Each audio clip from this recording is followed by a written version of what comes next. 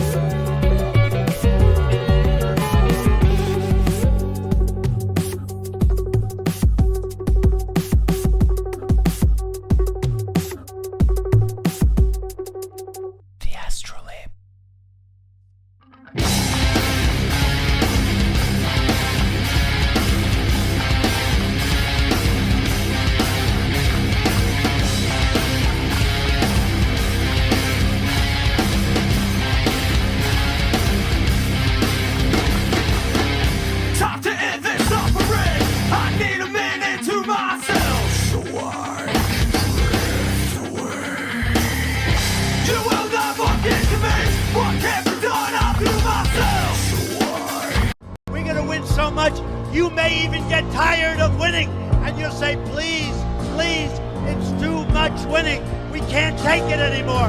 Mr. President, it's too much. And I'll say, no, it isn't. We have to keep winning. We have to win more. We're going to win more.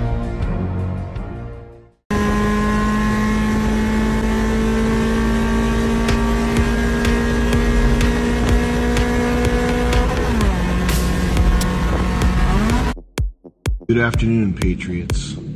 This is Agent Q. What is that?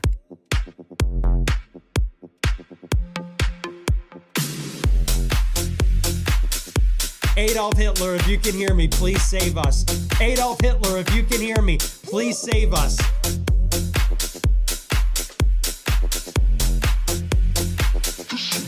I'm here to tell you right now, we don't care. Let me tell you. We don't care.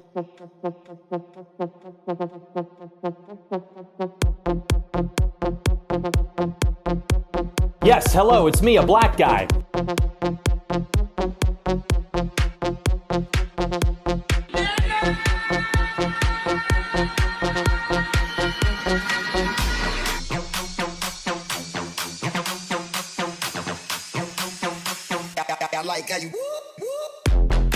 Oh, look at my African American over here. Look at him.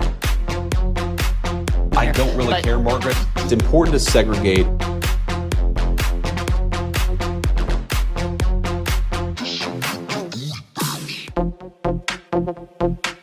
Oh, the civil liberties, and oh my gosh, what about the human rights? And oh no, so bad. The N-word. We're going to kill you. We're going to give you the death penalty or kill you.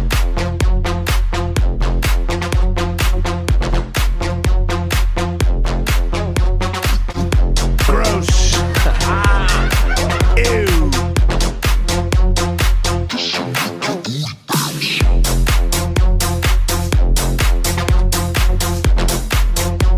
Salute.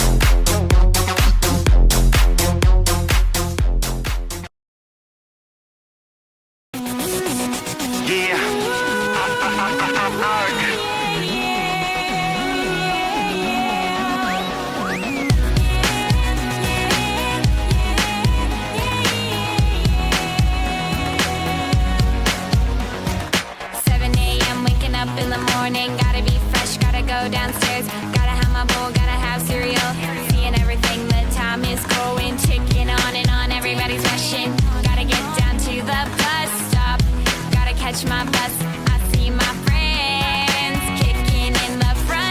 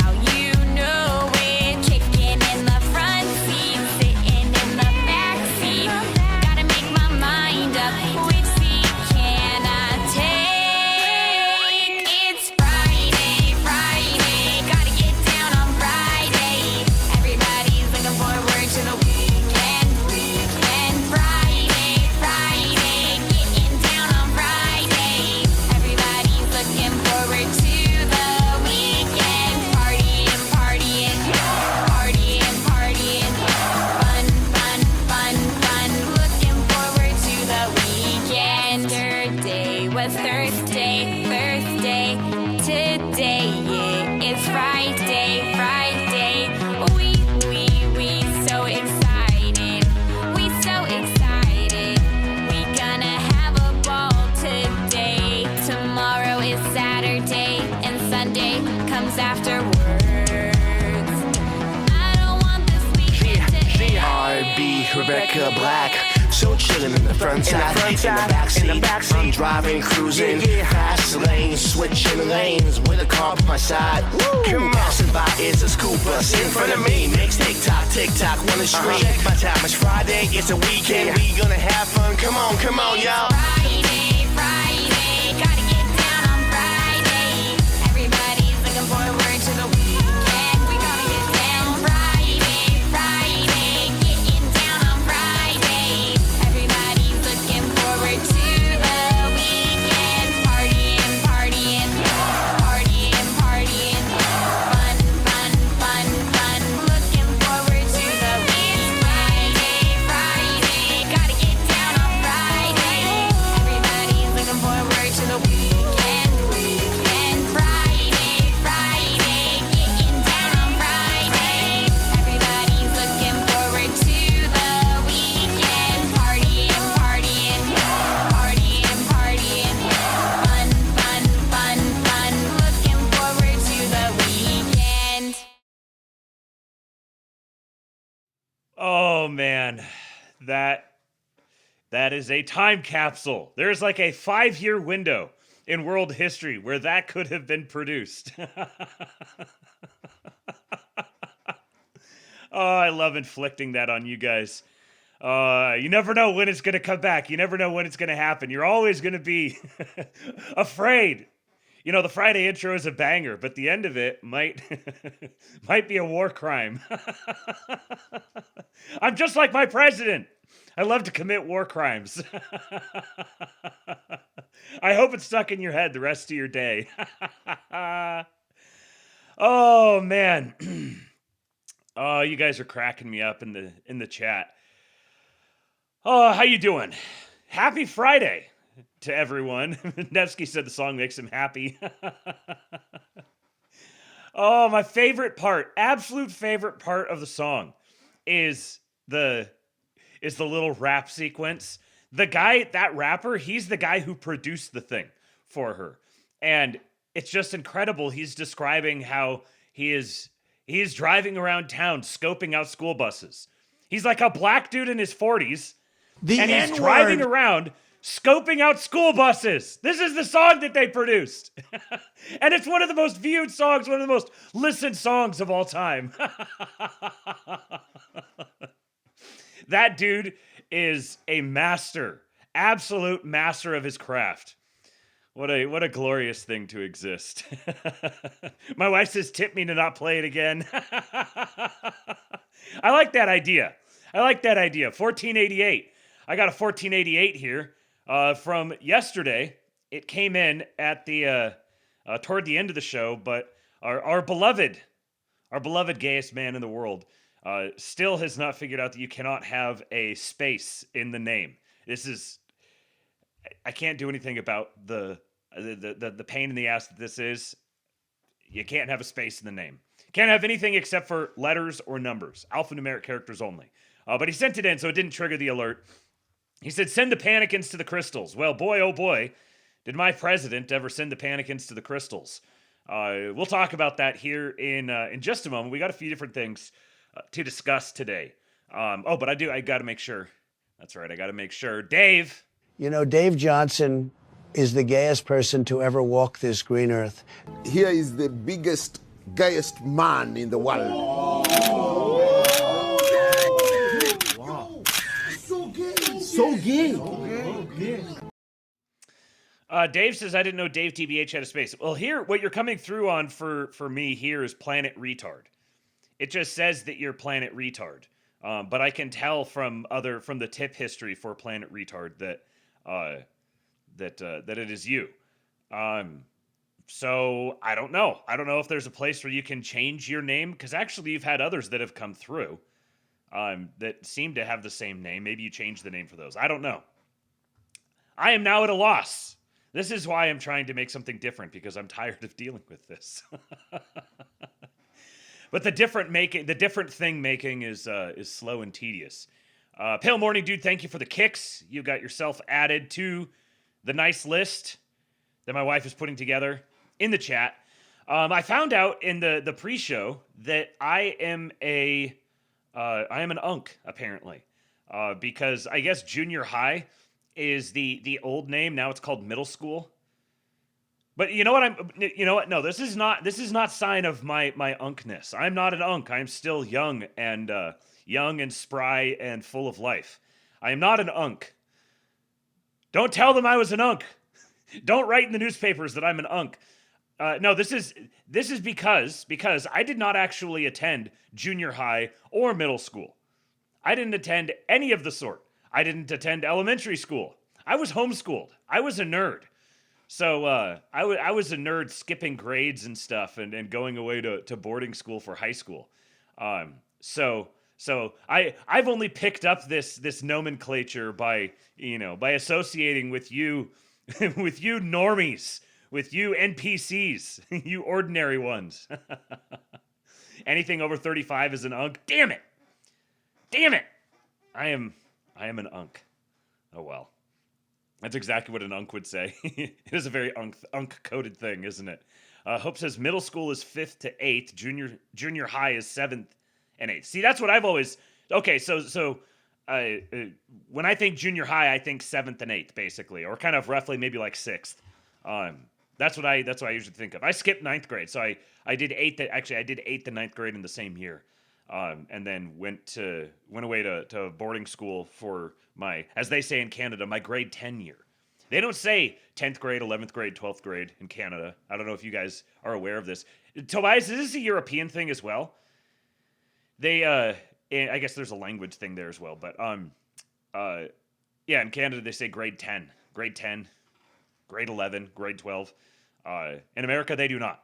This is something that, when you go live in another country for a little while, you pick up on these little things that constantly come up in the cross conversations between them. That's one thing.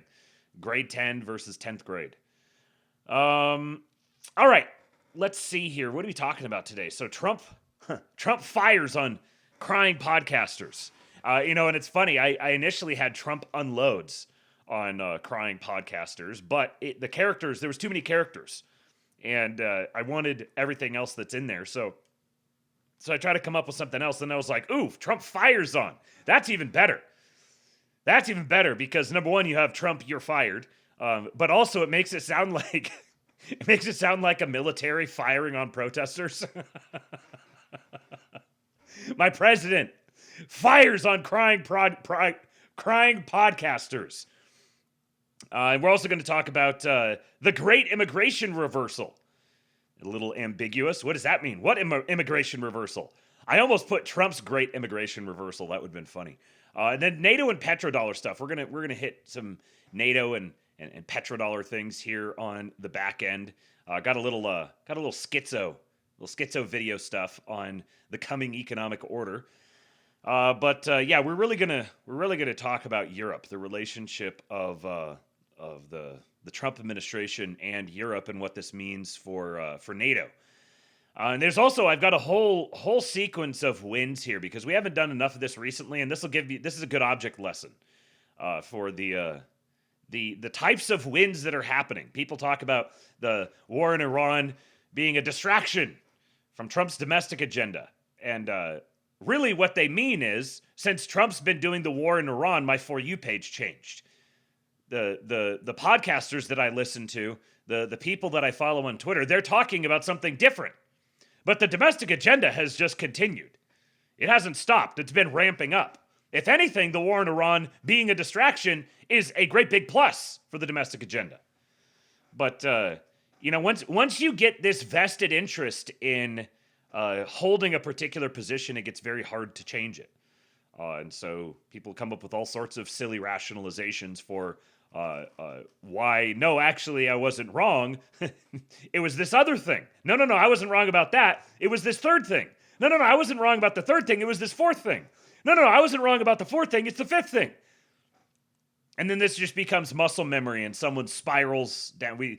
Watching this happen time and time and time again.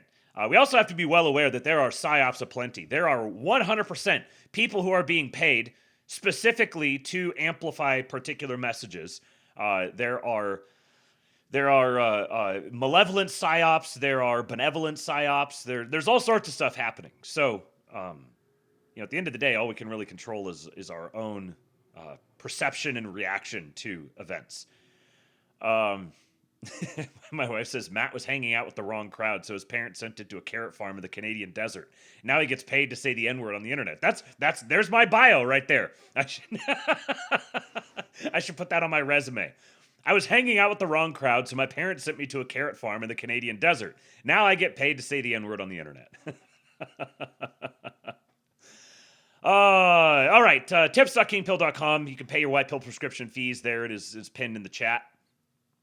So let's get started with, speaking of Mrs. Kingpilled, we are going to begin today with a wife jack submission. And I dare you to keep a straight face.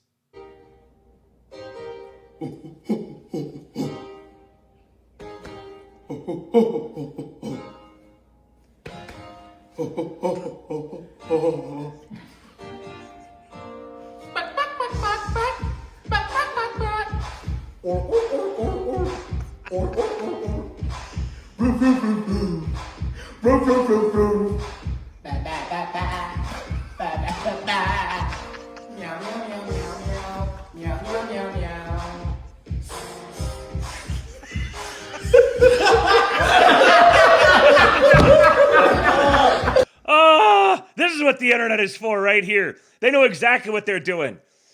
Putting a bunch of light skins on the stairs, then having the one in the front start making gorilla noises. They know exactly what they're doing. There you go. Now you guys, in one lab, you guys got Rebecca Black and Justin Bieber. We're actually going to get another Bieber appearance here in just a few moments. I'll save that because we've got some more retellings. Incredible, true-to-life retellings of the great escapades of our American heroes.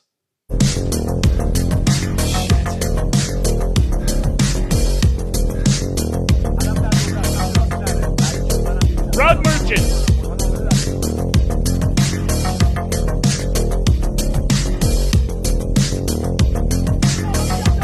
Kind of looks like Alan Richardson. Wait for it.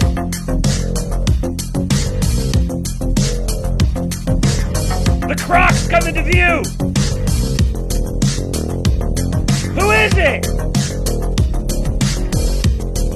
It's my vice president!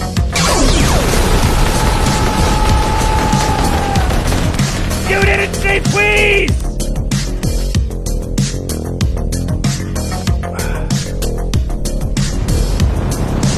My vice president is Homelander! The propaganda is so abundant. Another one from Maverick Alexander, Maverick Darby. This is The Patriotic Jerk, starring J.D. Vance. Boys, you looking for a foid? You trying to find someone to start a family with? My vice president will show you exactly how it's done. Hey, who's that big patriotic jerk? No matter what they say, women deep down love a patriotic guy who knows how to play beach volleyball. So true! I appreciate his body type and sense of fashion. I have those shorts. He's literally me.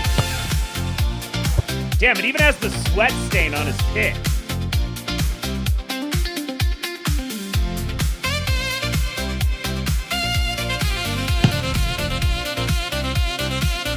He's got moves, too.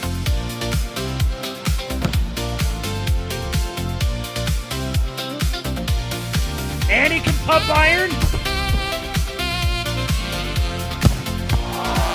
I hate illegal immigration. Patriot!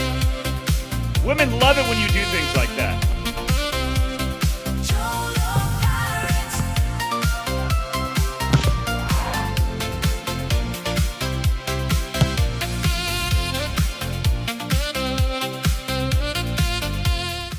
Take notes, boys. and to the J.D. Vance administration, we're not going to need state-mandated GFs. He is going to teach you how to power up yourself. The women will be drawn to you naturally. You'll be beating them off with sticks. The choice won't be, you don't need a state-mandated GF. You're going to have a state-mandated restriction to only one. This is why my damn chips cost so much. We need more data centers. Speaking of athletic presidents, this one, what'd she say? She says, kids 100 years from now are never going to believe that Trump was a real person. Seriously, imagine trying to reconstruct who Donald Trump was just from all the different reports of his lifetime. Look at this.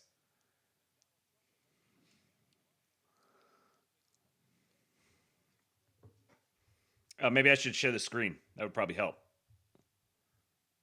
I haven't done that in a while. And Donald Trump is always where the cameras are when it involves making money. And today at Lowe's Island in Sterling, Virginia, he opened the Tennis Performance Center. Trump volleyed with Serena Williams, shoes off, coat on. Donald Trump showing he's got some game, some little. It's right there at the Trump National Club. Both are tremendous facilities. It was good to see him out there, and the fans seem to enjoy it. My president's a big hitter. He pulls his shoes off. That's the same clip played from different angles.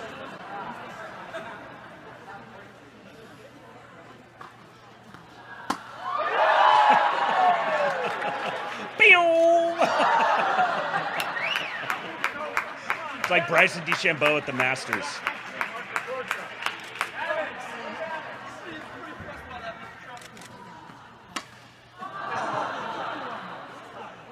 Think about the confidence that you'd have to be Donald Trump, to be like the person. I don't know. This is probably 15 years ago or so.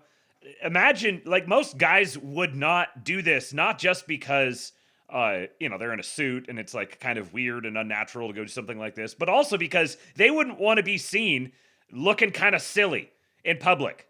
Donald Trump doesn't care. Donald Trump does what Donald Trump wants to do.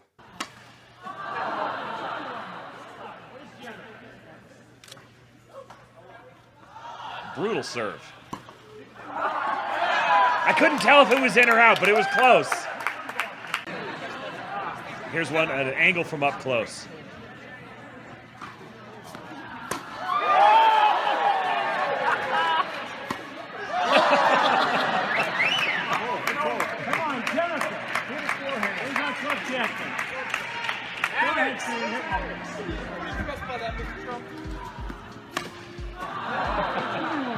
One more. Give me one more. Here we go. Oh, man. I love the man. You know who else? You know who else I love? I love this Alex Jones right here. There's the football, the basketball, the Lady Gaga, the Justin Bieber, who gives you these carbon tax messages. They tell your kids they got to love Justin Bieber, and then Bieber says, hand in your guns, pass the Cybersecurity Act, and the police state's good, and then your children are turned into mindless vassals who now they look up to some twit instead of looking up to Thomas Jefferson or looking up to Nikola Tesla or looking up to Magellan. Or Donald Trump. Kids, Magellan's a lot cooler than Justin Bieber. He circumnavigated with one ship the entire planet. He was killed by wild natives before they got back to Portugal. And when they got back, there was only like 11 people alive of the 200 and something crew, and the entire ship was rotting down to the waterline. That's destiny. That's will. That's striving. That's being a trailblazer and explorer. Going into space, mathematics, quantum mechanics, the secrets of the universe. It's all there. Life is fiery with its beauty. Its incredible detail. Tuning into it. They want to shut in your mind talking about Justin Bieber. Look, when you realize this is the Alex Jones of today. compared to existential threat. How do we 25th Amendment his ass? The problem is to get the 25th Amendment's harder than impeachment. You have to get 2/3 of the House and 2/3 of the Senate. So what do we do? Tackle Trump and pretend, let him pretend he's president and publicly report that he's going through a health issue and Vance take over. It literally needs to be something like that. It's that bad. I've known you a long time. You've never called for a internal coup before. Ever. But that's how dangerous this is. That's how risky it is for the whole world. Yeah, if I was the Democrats, I'd stop poking Trump and messing with him. That only makes it worse. Like, you guys need to watch out. This isn't a guy acting like he's crazy. This is real. Well, what's there going to be to take over in 2026 or 2028 if this hits the fan? If we get it, he's threatening an extinction level event for the people of Iran tomorrow. Does nobody think there'll be any blowback from that? If he follows through on that, the whole world is screwed. You were saying during the break, there's other ways to do this. It's just so perfect that this clip was from just a couple of days ago. Listening to it in retrospect, it's so absurd. He's threatening an extinction level event in Iran. And if he goes through with that, the world is all done. This is the sort of shit that Alex Jones has been talking about. You guys are well aware of the stuff that Tucker Carlson's been talking about. This is the sort of thing that Trump is responding to. He posted this yesterday while I was honk-shoeing away, nice and peacefully, and I woke up like, what's the gif? You come walking in and like everything's on fire. Is that Dong Lover that is in that from Community or something? He like walks into the room and everything's burning. Donald Trump says, I know why Tucker Carlson, Megyn Kelly, Candace Owens, and Alex Jones have all been fighting me for years, especially by the fact that they think it is wonderful for Iran, the #1 state sponsor of terror, to have a nuclear weapon. Because they have one thing in common, low IQs. They're stupid people, they know it, their families know it, and everyone else knows it too. Now you might say, wow, Trump, that's really rude. That's below the belt. But you know what he is? What he's saying here is that they're not traitors. They're not owned by foreign interests. They're just retarded. He's like, the Guinness Book of fucking retards. What are you, retarded? So I know you're not retarded. But what are you, Down syndrome? Isn't that an interesting subtext to this, though? It'd be a very Trumpian thing to head off something like that. And so in a certain sense, you could almost frame this as a way of trying to maintain the coalition, trying to keep the coalition together. Essentially, you guys are stupid and you need to get in line. You're not evil. You're not in the payroll of a foreign entity. You're just retarded. It's okay. It's okay to be retarded. There are solutions to that. You guys just gotta get back in line. They're stupid people. They know it. Their families know it, and everyone else knows it too. They don't look at the past. Look at their past. Look at their record. They don't have what it takes, and they never did. They've all been thrown off television, lost their shows, and aren't even invited on TV because nobody cares about them. They're nut jobs, troublemakers, and will say anything necessary for some free and cheap publicity. Now they think they get some clicks because they have third-rate podcasts, but nobody's talking about them, and their views are the opposite of MAGA. Or I wouldn't have won the presidential election in a landslide. Now there's it's deeply ironic, and like so obviously ironic that this is Trump doing his thing. Nobody is talking about them. That's why I'm dedicating this really long message to them. So this is when they say don't take Trump seriously, but don't take him literally. It's referring to this sort of thing. He's not actually saying nobody talks about them. This is called mogging. He is mogging them.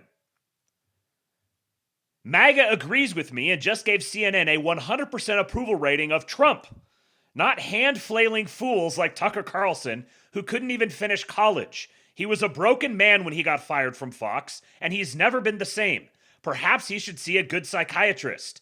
People have identified how Donald Trump is, love him or hate him, he is extraordinarily good at picking out the defining characteristic of someone else that and going after it in a way that is like maximally humiliating and disarming to them. Like disarming in a sense of like I'm taking your weapon away from you. Low energy Jeb. Sleepy Joe Biden. Cackling Kamala. He goes after Chris Christie for being fat, which is mostly just funny. So what does he go after with Tucker Carlson? He's saying he's psychologically unstable. He's psychologically unwell.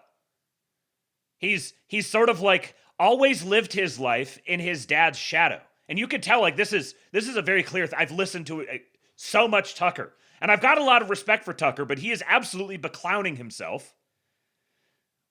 And I will continue to make a carve out that this is a character that he is playing. That there is some deep kayfabe that's happening here. I'm not completely ruling that out. I just got to keep putting that on the record. But who Tucker Carlson is, how Tucker Carlson has been behaving, is absolutely like a deeply insecure man. Jay Kirk over on Rumble. Jay Kirk 68 with a $100 tip. He says, here's $100 for a good stream. Sir, thank you, man. That is worth updating immediately. Now we just got to get you over to Kick to come hang out with everyone else. Thank you, man. I appreciate you. The 100 smackers. What can I do here? Which one haven't I played in a while? How about this one? You want to fight? Better believe you've got one. You want to enslave my spirit? No! And I'll call on God to protect me and use me however God sees fit. Your defeat will be certain, your demise will be final, and your downfall will be total and complete. And of course, the only acceptable political theory is complete undying loyalty to Donald Trump. Thank you, Jay Kirk. You are a patriot. Mrs. Kingpilled has added you to the nice list. Tucker was raped by a demon. Oh, you know, it's very interesting that he described that experience that he had, and it wasn't too much further after that he just kind of, I don't know, just seemed to completely forsake his senses. Let me talk about Tucker here for a minute. So I've been following him very closely. You guys know, if you've been watching Lab, I've been following him very closely and listening to him and watching his trajectory since he left Fox and then spun up his own thing and began the sorts of conversations he was having. It was very clear that there was a level of communication between him and the administration, and that the stuff that he was doing, the stuff he was saying was not directed at the people, so to speak. He was talking to his own class. A couple of things he said kind of stood out to me. One of them was he mentioned in one of the first long-form interviews, I think it was on the Sean Ryan show, one of the first long-form interviews he did, he said, I was in the media world for so long, and I was just there in DC, wrapped up in the DC bubble, that I'd hear people talk about podcasts and this sort of thing, but it was just sort of seemed like a weird niche, like tech hobby or something like that. And he goes, now that I've sort of pulled myself out of that world, I've discovered this, just sit down here and have a long form conversation, talking for 3, 4, 5 hours. You're not being constantly interrupted by producers and having to run ads and all that sort of thing. You just sit down and just talk. And this is amazing. He's like, I'm a podcaster now. I believe him when he says that. I believe each time he's referred to this sort of awakening that he's had as he's exited that world, I believe him completely. And what I've had him clocked for I don't know, a year now, is you're beginning to see like every single one of us has kind of had this experience of being suddenly red-pilled and onboarded to something and it being really sort of destabilizing and radicalizing. And you go through a period of time like that where you're in like when people are converting to Christianity or converting to a particular expression of Christianity, they'll often have what's referred to as like the cage stage, where you get super aggressive and dogmatic and evangelical. I mean, evangelical in the sense of like trying to evangelize people, and you press on with that for a little while, and then after a bit of a time, you tend to kind of dial it down and you sort of sober up a little bit. And what I've been watching with Tucker seems to be that, because when he talks about, he has some very interesting, deep insights about spiritual matters, but he also speaks of it in a very neophyte sort of way as well. He has some assumptions and stuff that he's operating. I mean, he's never really been a devout Christian, but he is a serious, sober, thoughtful person, and he's begun grappling with these things. But he's going through multiple different of these red-pilling, destabilizing events at the same time. There's that one, and then there's the matter of our favorite Middle Eastern democracy. And you got to remember, he has deep personal connections to these things. The man can text the leaders of the Israeli government. He does text the leaders of the Israeli government. This is a totally different sort of relationship with these people that he has than we do. So the problem with him is that he's going through these big sort of red-pilling types of events, while also having an audience of tens of millions of people that he talks to on a regular basis and feeling this obligation to do something. And I recall after Charlie was shot, Tucker did a couple of interviews where he said that he spent a lot of time talking to his family and was like, you know what, it's time for me to sort of like step up to the plate and do a bunch of stuff that I haven't wanted to do. And I've been trying to sort of be, oh, no, I'm too humble for that. But no, like I feel an obligation. And that he had a conversation with his family and they agreed. He was like, I'm going for it. I'm doing it. And, results be damned. Now you can take that however you want. Like, I don't think that, again, I still can't wholly rule out the idea that this is actually a sort of advanced shaping operation that's being done at some level of coordination with the administration, because clearly key decision makers within the administration recognize that the Israeli government and the relationship that the United States has with the Israeli government is a problem. And specifically not just the Israeli government per se, but the Likudnik aspect of the Israeli government. I think probably almost univocally throughout the administration is the belief that they do not want to deal with a Likudnik ruling party situation any longer. But that's not something you can necessarily just like snap your fingers and change overnight. So I do see utility in Tucker serving as this sort of like advanced shaping operation where he's kind of like, okay, I'm going to be let off leash. There's also the complicating factor of his relationship with J.D. Vance and looking toward 2028 and trying to set it up so that J.D. Vance has the option based on how things are then of either running against Trump's record or running in favor of Trump's record, just kind of based on how things play out. So there's lots and lots of layers to this, which is why I'm not I don't want to say anything that's too dogmatic, particularly about Tucker and the role that he's playing. But so all of that being said, Trump has this ability to get straight at the essence of someone. And whether this is actually sincere Tucker or if this is Tucker playing a role, either way, this characterization of him that maybe he needs to go see a psychiatrist, a broken man when he was fired from Fox, totally shattered him. He's never been the same. Like, these things are true. Or Megyn Kelly, who nastily asked me the now famous only Rosie O'Donnell question. Or crazy Candace Owens, who accuses the highly respected First Lady of France of being a man when she is not, and will hopefully win lots of money in the ongoing lawsuit. Actually, to me, the First Lady of France is a far more beautiful woman than Candace. In fact, it's not even close.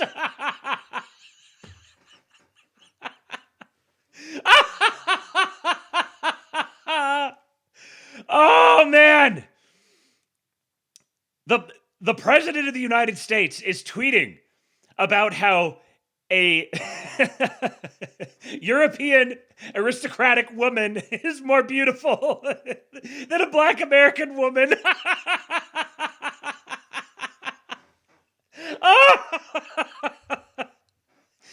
Oh, man. Again, crazy Candace Owens. How is Candace Owens characterized? She's crazy and she's ugly. How is Megyn Kelly characterized? Nasty.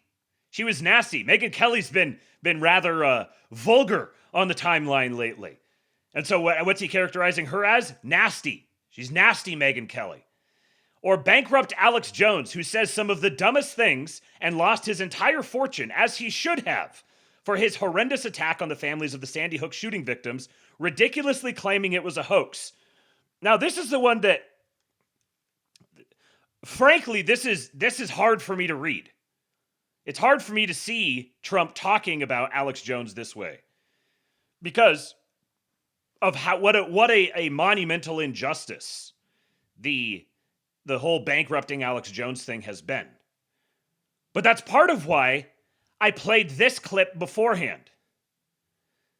Alex Jones is going out to his substantial audience and saying there needs to be an internal coup to throw Trump out of power. This is so far off the reservation that it merits a significant smackdown. You need to get back on the reservation. If you're going out and telling an audience of millions of people, you're agitating for a coup within the government to overthrow Donald Trump with everything that will follow from that. You are off your noggin. He says these so-called pundits are losers, and they always will be. I will teach them how to win. Now, fake news CNN, the failing New York Times, and all of the other radical left news organizations are hailing them and giving them positive press for the first time in their lives. Isn't that interesting? These guys are ostensibly, they're the ones who are like, we're real true America first. We're the ones who have the real vision of America first, and Trump is betraying us.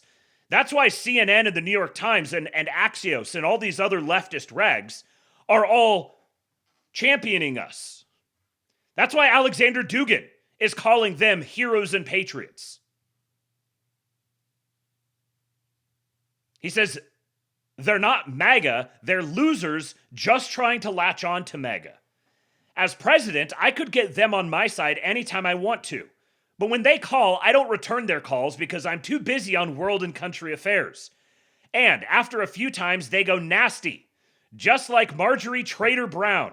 But I no longer care about that stuff. I only care about doing right for our country. MAGA is about winning and strength and not allowing Iran to have nuclear weapons. MAGA is about making America great again, and these people have no idea how to do that. But I do, because the United States is now the hottest country anywhere in the world. President Donald J. Trump. Yes, Slutty Milk. He's made it. Finally, we were talking about you in the pre-show. We were discussing whether or not we needed to send in Delta Force to wake you up. Mr. President, Patriot is down. He's so sleepy. Straight Buster, that was what he said. Swatty Milk. That's what we're going to call you now, Swatty Milk, because you're going to get swatted. Slutty Milk says, that's why prominent leftists keep saying, wow, look, they're finally waking up to how bad Blumph is. Stop ankle biting and Trump won't shit on you. That simple. Yes, exactly that. Stop ankle biting and Trump's not going to shit on you. Oh, they've been so loyal. They've sacrificed so much for him. Tucker Carlson has insinuated he's the Antichrist. Alex Jones is having serious conversations about how we get Trump thrown out of power. You want to talk to me about loyalty? Nothing loyal about that whatsoever. I posted this last night. I've seen a number of reasonable people say something to the effect of, I trust Trump and I understand his reasons for bombing Iran, But the big downside is that it has distracted from his domestic agenda, specifically his mass deportations policy. I understand where this sentiment comes from, and I respect it. The general influencer class has gone fully hysterical on Iran, and it's good to moderate that instinct. So, like, the general influencer class, I mean the Tucker and Megyn Kelly and Dave Smith and Tim Dillon and Joe Rogan and all of those types. They've totally jumped the shark regarding Iran. And so there's this like, okay, we can say that that this isn't all upside. We're not fully in support of the Iran war. It's not all upside. There's some real downsides. We're going to have like the sort of moderated, rational, centrist. You might understand why I would appreciate this sort of moderate centrist take.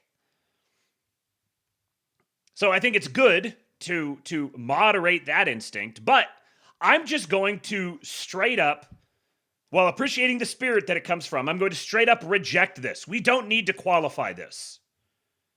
I trust Trump, and I understand his reasons for bombing Iran. Full stop. All of this is distracted from his domestic agenda? Horseshit. Here's the thing. His mass deportations policy hasn't actually been disrupted at all. In fact, it's continued apace.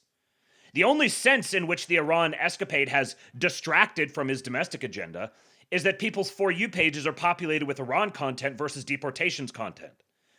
Nothing has stopped the influencer class from choosing to focus on all the domestic agenda operations that haven't stopped. They've simply chosen to focus on Iran while complaining that everyone is focusing on Iran. And just a few months ago, everyone was hand-wringing that ICE ops were way too visible. We were told the whole thing was just performative social media slop that was cruel and counterproductive. So what is it? Is it a bad thing that now all you see is Iran content and you don't see the deportation stuff? It's distracting from his domestic agenda. No. You just have an algo that's curated based upon what you've told it to tell you about. My algo shows all the domestic agenda stuff regularly. That's why I got a whole bunch of it for you today. Sometimes my algo is the King Pill Discord, because the King Pill Discord provides some of this stuff, even if I don't catch it actually on the timeline. Kingpill.com. Shameless plug.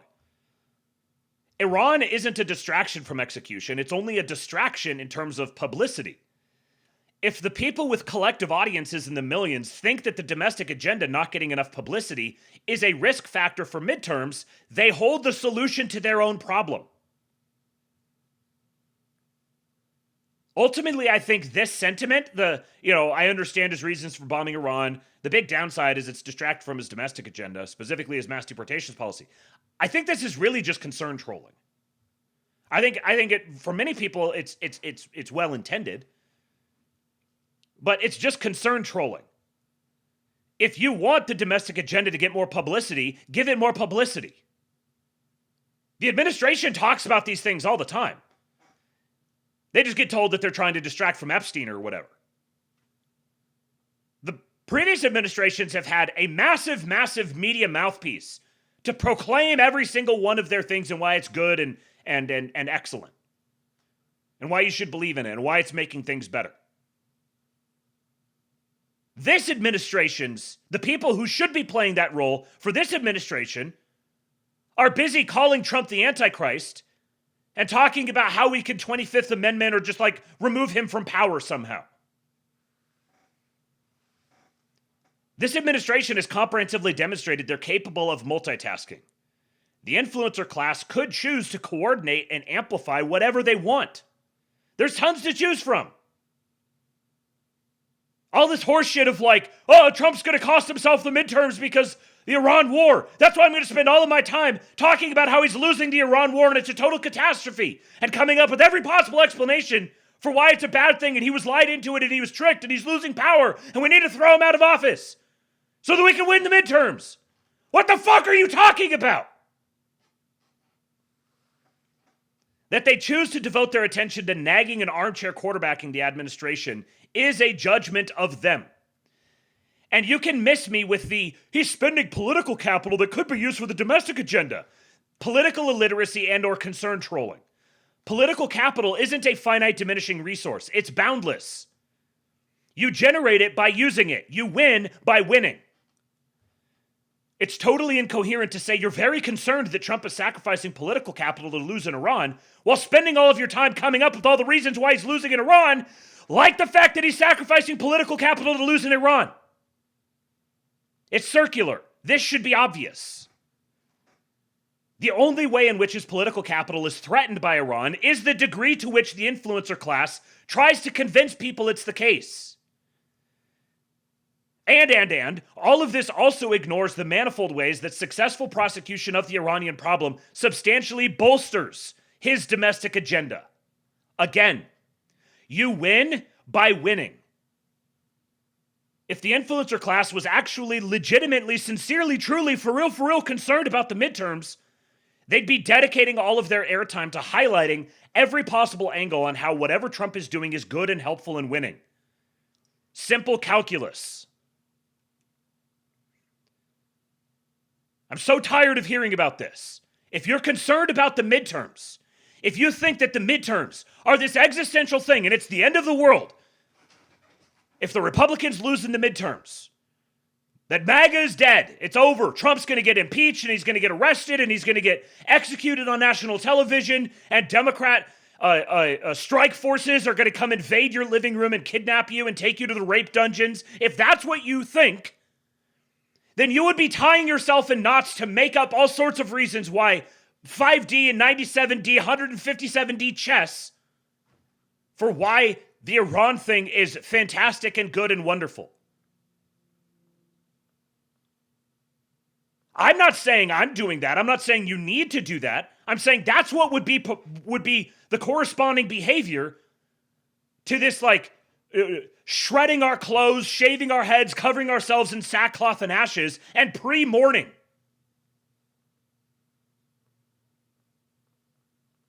Everyone wants to fancy themselves oh no, I'm rational and impartial. I am unbiased. I'm going to give you the unfiltered truth. I'm going to call balls and strikes accurately. Fuck that. I'm biased as hell. I'm completely partial. Right now, the banner on my Twitter account says, "In this house, we believe Democrats are evil. Ban Democrats. Democrats are in communion with the devil." That's what we believe. That is the official position of the ASTROLAB live stream.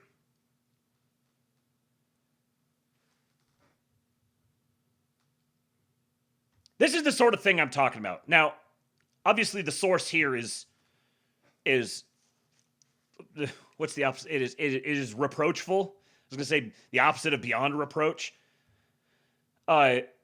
So New York Post, crazed homeless man accused of slaughtering Irina Zarutska on train found incompetent to stand trial.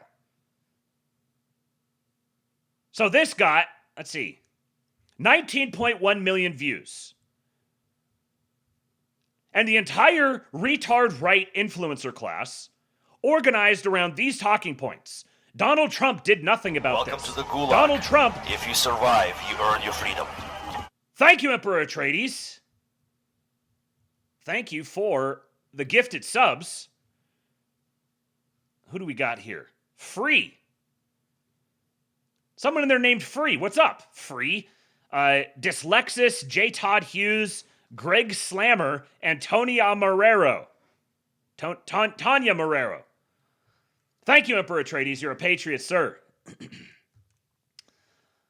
Donald Trump did nothing about this. Donald Trump did nothing about Charlie. Donald Trump is nothing. See, once you get yourself into this mindset, now obviously this particular source was is one of the worst accounts on the internet. This is a Nick Fuentes knob slobber. But it should be telling that there's a whole bunch of people who are, I don't know, maybe of better character. I would expect better character. Who are all saying this same thing. See, Donald Trump is so busy with Iran that, Irina Zarutska's killer is just going to get let back out on the street again. Donald Trump has betrayed us again!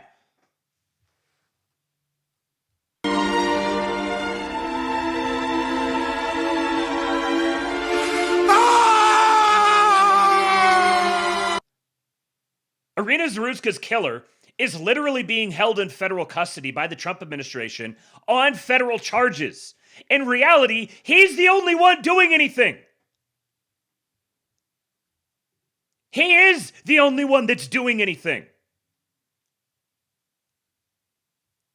And Harmeet Dillon, who I'm supposed to hate because she's a G, Harmeet Dillon came out and said, yeah, he's not going anywhere.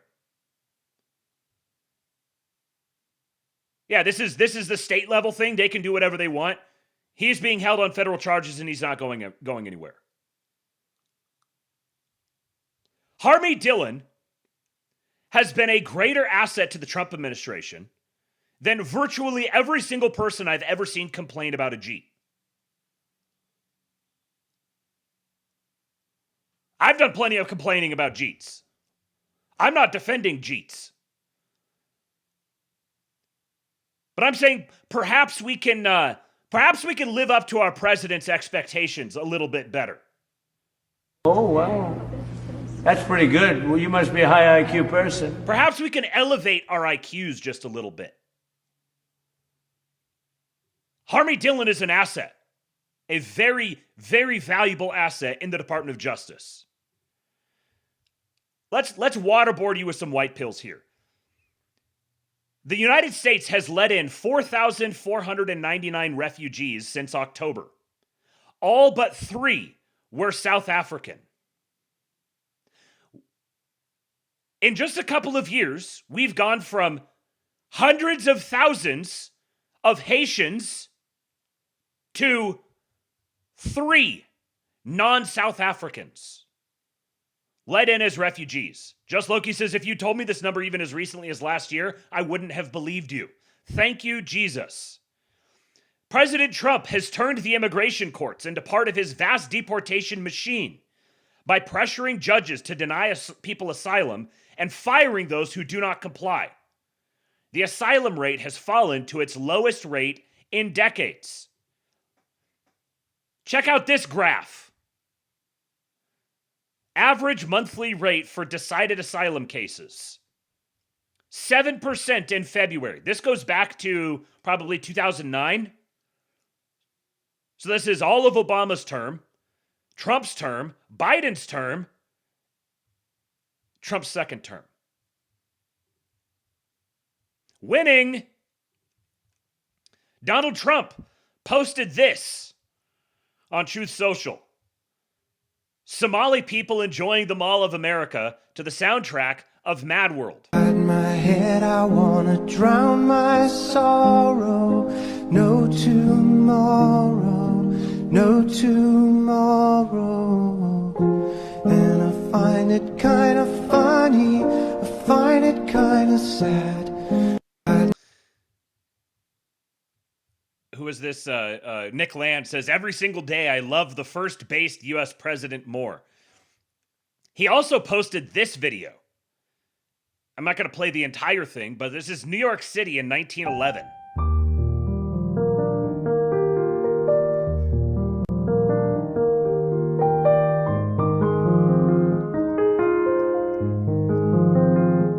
My president yearns for the good old days.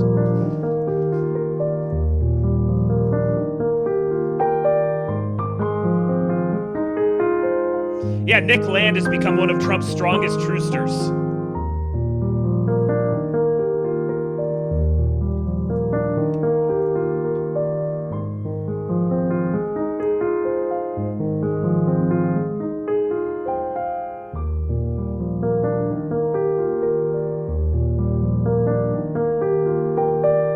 This is the world Donald Trump wants for us.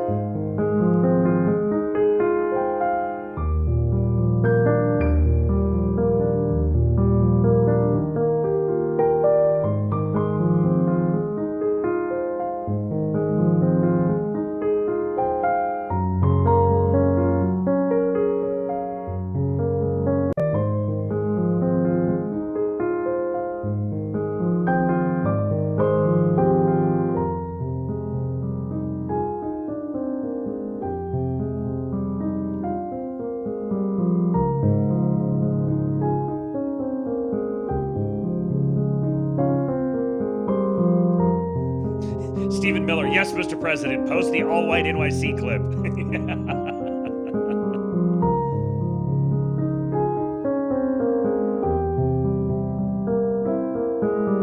This is Teddy Roosevelt's America.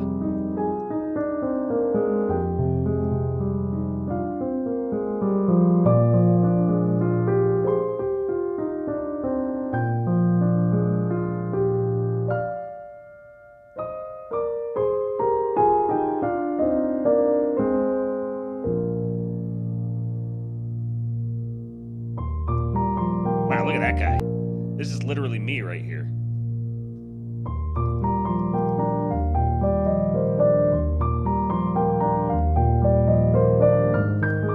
Look how clean everything looks.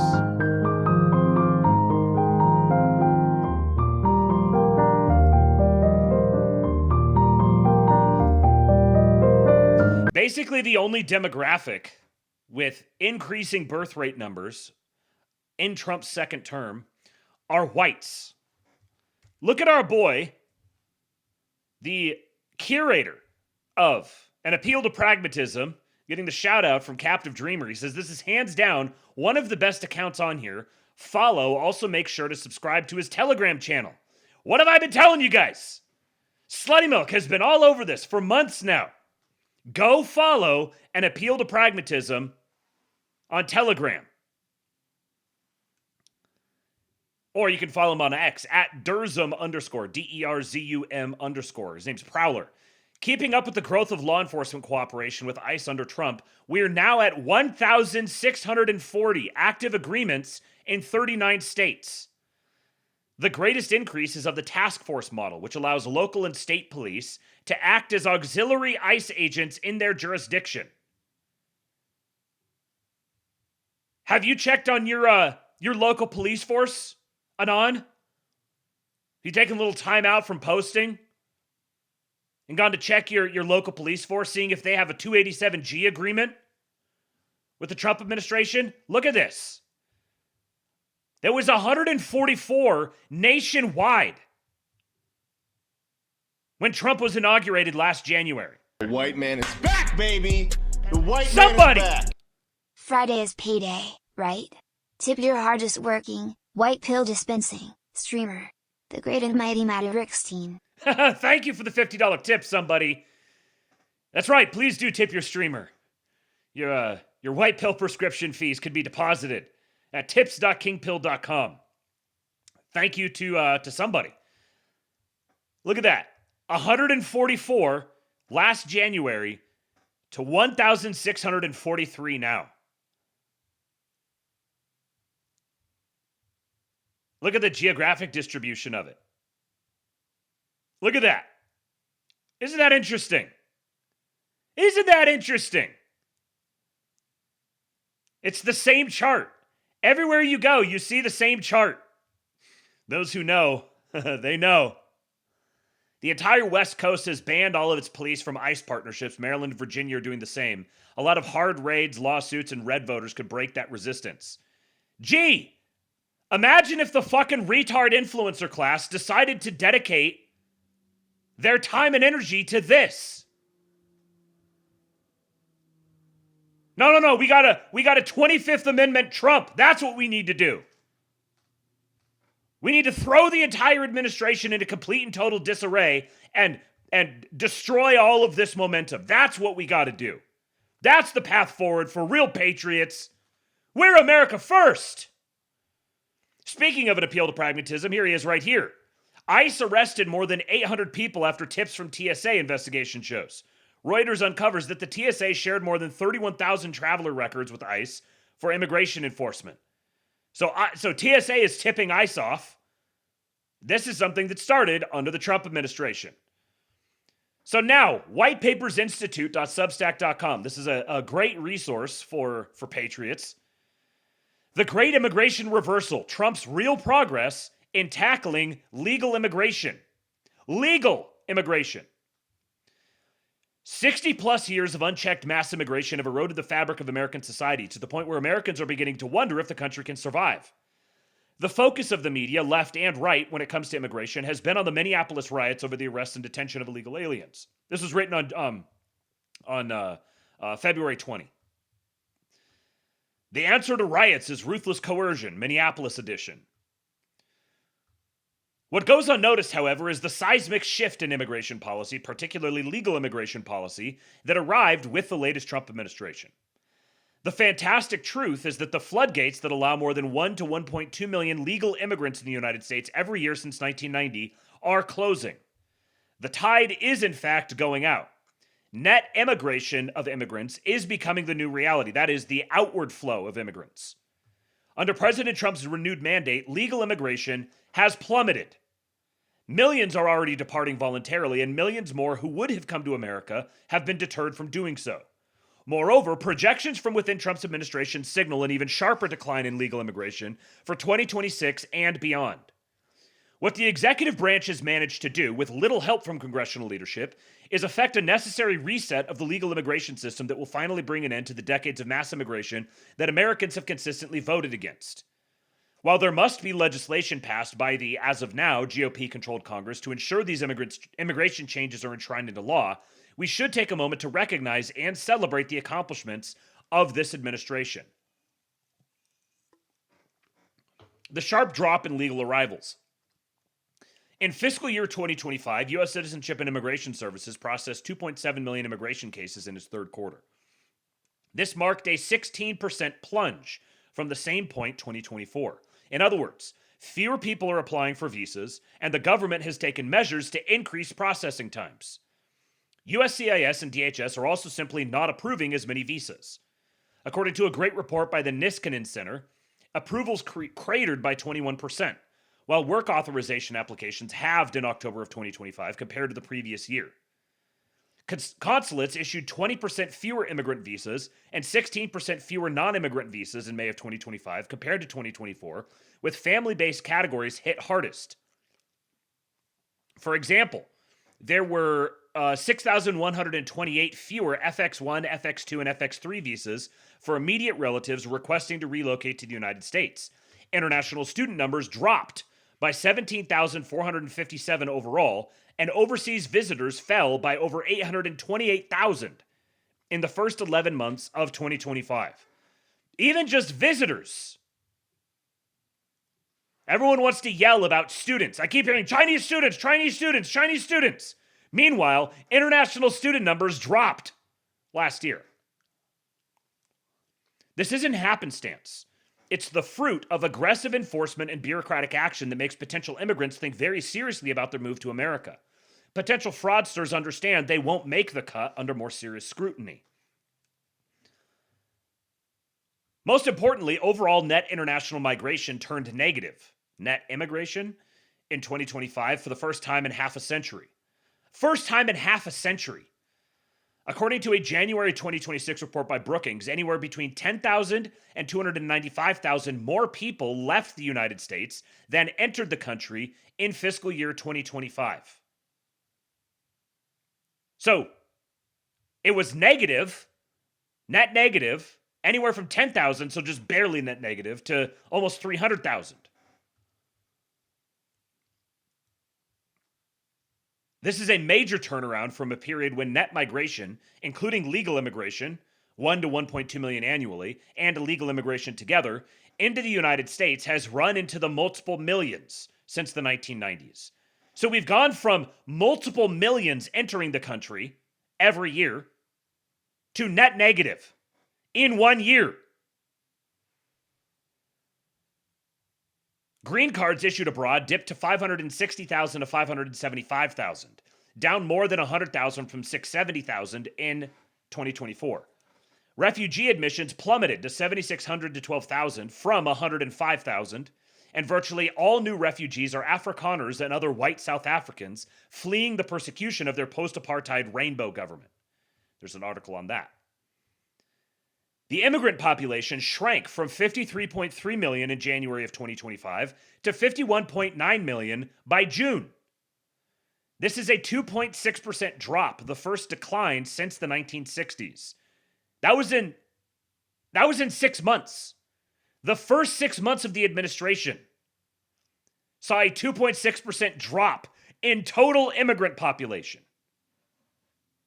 Overall population growth slowed to 0.5%, adding just 1.8 million to the overall American population, which sits somewhere between 345 and 355 million. Every state except 2 experienced reduced growth rates. These declines stem from the administration's unyielding stance, travel bans, public charge restrictions, and/or visa restrictions on 93 countries, suspension of refugee programs, and restrictions on family sponsorships. This is on top of the new fees, paperwork, and bureaucratic barriers the administration has been steadily putting into place to reduce legal immigration. I'd also note that overall population growth is something that must be taken into consideration when you're talking about employment numbers, economic productivity numbers, GDP numbers. All those sorts of economic numbers require the context of the fact that population growth is net negative because they're removing so many people from the country. Whether physically removing them or driving them out or inducing them to not come in the first place. Slutty Milk says some politicians like Brandon Gill and Eric Schmidt and even Stephen Miller have interacted with White Paper's Policy Institute on X, by the way. That's the people I'm reading to you from right now. That's an amazing sign. They understand the importance of this. Yes. Like if you... I can grant to someone like they're genuinely concerned about the Iranian matter. They're concerned about how it's going to impact the midterms. They're concerned about the potential fallout from it. They're convinced that Trump has been lied into this, that he doesn't know what he's doing, that he's headed to some sort of humiliating defeat. If that was the case, if you're a person of good faith who is sincerely concerned about these matters, then the natural, logical follow-on from that would not be that you would then spend all of your time screaming about how retarded and compromised he is. You might devote all of your time and attention to propping this stuff up as much as possible. Like, you can't assume that your administration is going to have 100% success, wins on every matter. There's going to be losses and there's going to be wins. And maybe sometimes it's a loss now that produces a win later on. You had to get the loss before you could get the win. Or maybe a win that's in progress, or something that's too early to tell. But I can't take seriously that someone is engaging in good faith if they spend all of their time trying to magnify losses, whether they're real or perceived. Now you're at the best case scenario is you're just deluding yourself. You're genuinely mistaken. You think that you're doing something productive, but you're just deluded. Miller's projections. The administration appears to be far from done, and the change in public charge rules looks promising in terms of slashing legal immigration even further. Stephen Miller, currently Deputy White House Chief of Staff, expects that the new rules coming into force in 2026 will cut legal immigration by 33 to 50% over 4 years, denying 1.5 to 2.4 million green cards. Based on fiscal year 2023's 1.17 million legal immigrants, this means 4.7 million over a term without restrictions. We can expect only half that number under the new regime. The new policies are already affecting immigrants' immediate relatives, who constitute 48% of legal inflows and are already facing more denials under the expanded public charge criteria. Because a lot of times you get a legal immigrant, you get someone who gets legal status, and then they have a door that's opened up to bring in all of their relatives. So you can both clamp down on the original immigrant, and you can also clamp down on the relatives.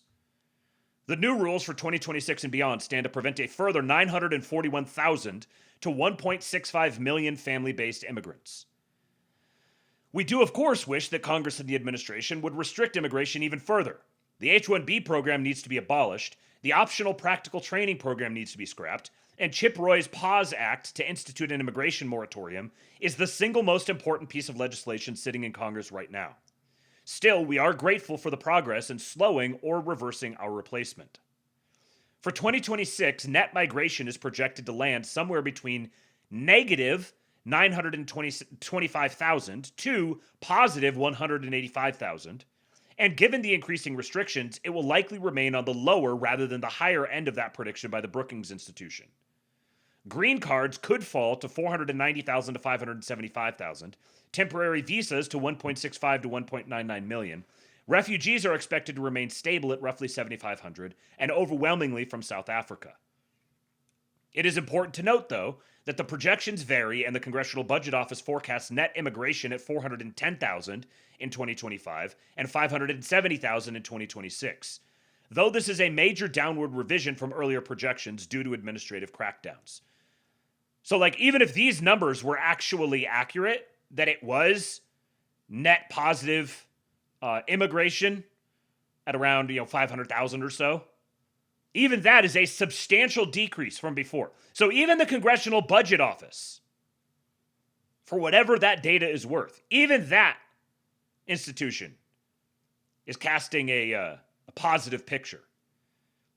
So the Brookings Institution is projecting that it could be as net migration could be as low as minus nearly a million.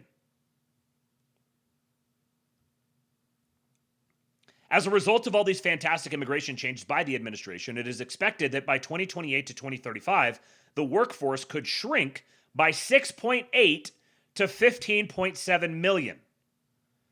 Progressives and market fundamentalist conservatives would like you to panic about this, but the reality is that there are more than 7 million prime-age working males, this is ages 25 to 54, currently out of the job market in the United States. Putting these men back to work is far more important than continuing to import immigrants at a large scale who undercut the American job market. These 7 million young men are not included in the further 10.4% of Americans aged 16 to 24 who are unemployed and are looking for work, and the 6.1% of recent tech grads who report unemployment. Millions more Americans are underemployed and working in part-time or poverty-level wage jobs. According to Bloomberg, more than 8% of American workers could now be classified as underemployed. Further reporting by The Hill shows that underemployment rates for recent STEM grads now averages 20%. America does not need more immigrants. It needs fewer so that our own young people can be directed by a healthier market into more productive, well-paying employment. And I think it's worth noting that two things need to be the case at once. On the collective social level, the underemployment and the unemployment of young men or of working age men problem needs to be dealt with swiftly and comprehensively and aggressively to the extent that it can be at the collective social level. At an individual level, young men or men of working age who are underemployed or unemployed need a swift kick in the ass, and they need to get really creative and be willing to work their asses off to get themselves in a position where they're not underemployed or unemployed. Both of these things are true at the same time, and it seems that most people want to fall into one or the other camp. Either this is a problem that can only be solved at the collective social level, and so we're going to just sit here and demand a solution. Or ignore the collective social level problems, and you just need to get out there and work hard and pull yourself up by your bootstraps. Like in isolation, neither one of those is the solution. Collectively, together, both of them are the solution. A word on illegal. So all of this was talking about legal immigration. This is a word on illegals. In 2025, nearly 3 million illegal aliens left, according to figures provided by DHS. The department claims that it has facilitated the deportation of 675,000 illegals, while 2.2 million more have opted for self-deportation, which squares with numbers from Operation Wetback. It's actually a little under the numbers from Operation Wetback, which would make sense because now people are being paid to stay here, and it's going to be a lot more difficult. It's stickier to get them out. But typically the self-deportation numbers are going to be several multiples of the actual physical deportees. I think it was 10-1 in Operation Wetback. While there is some disagreement about these numbers, few institutions disagree that interior enforcement, and therefore illegal departures, have risen rapidly. Brookings pegs illegal immigrant outflows at 520,000 to 720,000, with 210 to 405,000 more voluntary self-deportations than in a normal fiscal year. This is unsurprising, seeing as ICE arrests quadrupled, detention doubled to 70,000 daily, and the government continues to build more facilities and hire more agents. Public charge rules also amplify these departures. The proposed rescission of 2022 regulations expands scrutiny to all benefits, chilling enrollment. At 10 to 30% disenrollment rates, 1.3 million to 4 million immigrants, both legal and illegal, could forego Medicaid/CHIP benefits. DHS estimates 460,000 disenrollments, but reporting by the KFF shows even broad disenrollment in welfare programs by non-citizens. 11% of immigrant adults avoided programs since January of 2025. This chilling effect spurs departures, as immigrants weigh benefits against status risks. Past rules caused 18% drops in child participation. Now, with CMS sharing data to ICE, the exodus intensifies. Yet projections warn of incomplete victory. Without a full moratorium, as proposed by Texas Representative Chip Roy, and an entirely new immigration system, which we believe should resemble the 1924 Immigration Act proposed here, with a link, residual inflows could rebound. If the congressional GOP does not get its act together and legislate more restrictions into law, a future Democratic president could undo all of the Trump administration's executive actions with executive actions of his or her own. Millions upon millions more legal and illegal immigrants would come pouring into the United States, and replacement migration would begin again. Please do go support White Papers. He says, we keep our policy analysis free because we're dedicated to the independence and prosperity of our people, but we rely on our paid subscribers to grow and thrive. White Papers is a reader-supported publication. To receive new posts and support my work, consider becoming a free or paid subscriber. I have not done that thus far, and I'm going to do it as soon as the lab is over. Throw them a couple of shekels to keep them going. This one. A shekel for a good guy. More. Breaking. Federal court clears path for DOJ to seize state voter rolls. The battle for election transparency just hit a fever pitch. Yesterday, a federal judge handed the DOJ a massive procedural victory in U.S. v. Hobbs. Despite Washington State's desperate attempt to dismiss the case on technicalities, the court ruled that the DOJ's lawsuit to force the surrender of full unredacted voter registration rolls will move forward.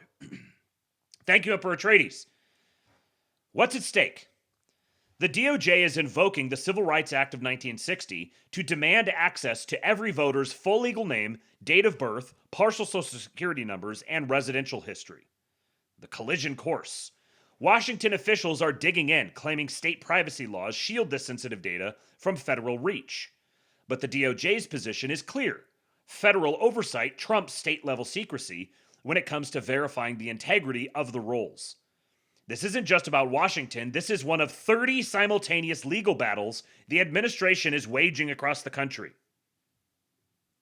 This is the administration that's not doing anything.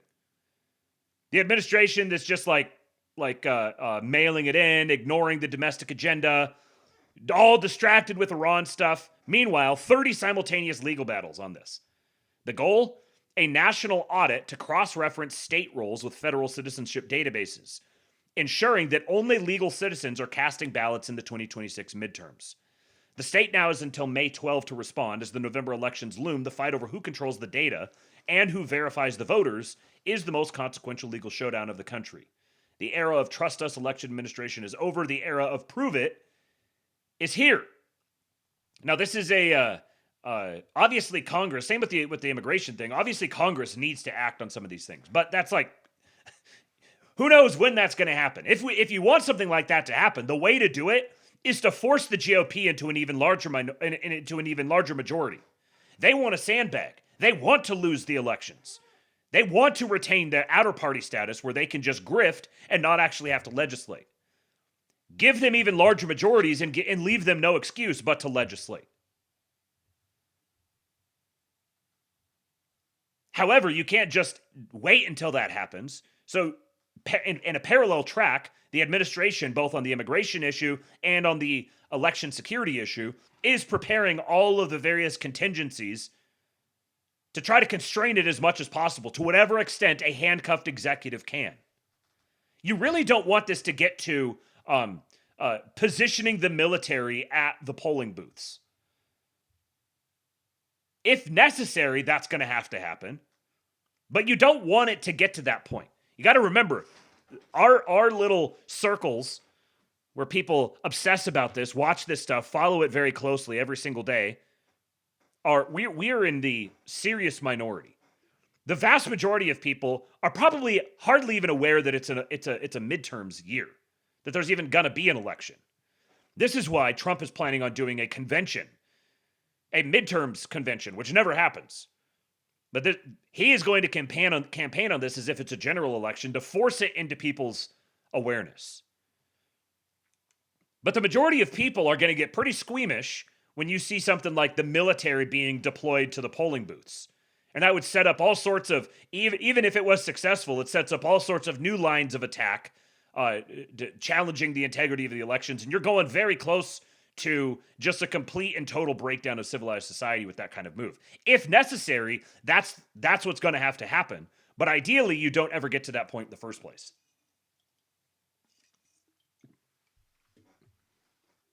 Straight Buster says Labians are the only ones that want to win. You know what? If we're the ones who have to bear this burden as we wander through the wilderness of the spring and summer of a midterms season, then I'm willing to make that sacrifice for my president. We will carry the torch, sir. And there's this show, King Pill, they call it King Pill. Absolutely incredible. One of the best shows. Run by a total patriot. They call him Matthew Erickstein, king of the MAGA chuds. Thank you, sir. I'm humbled and yet proud to wear the crown. My crown just points to his.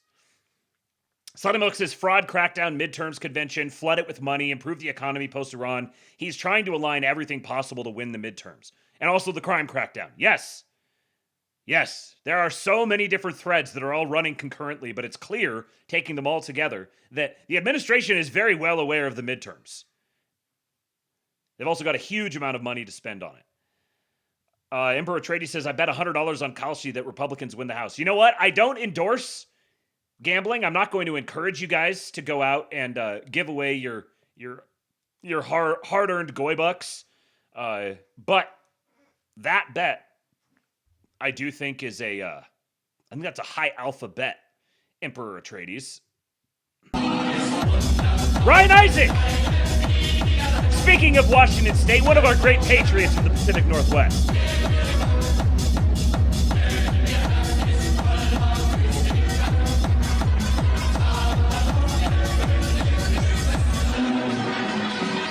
Good strength for the remainder of Holy Week and Holy Pascha.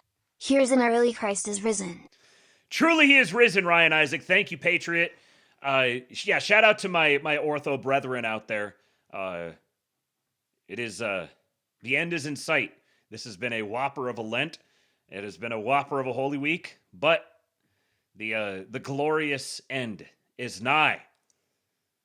I know all of our Catholic brothers and sisters got their Easter celebration last weekend.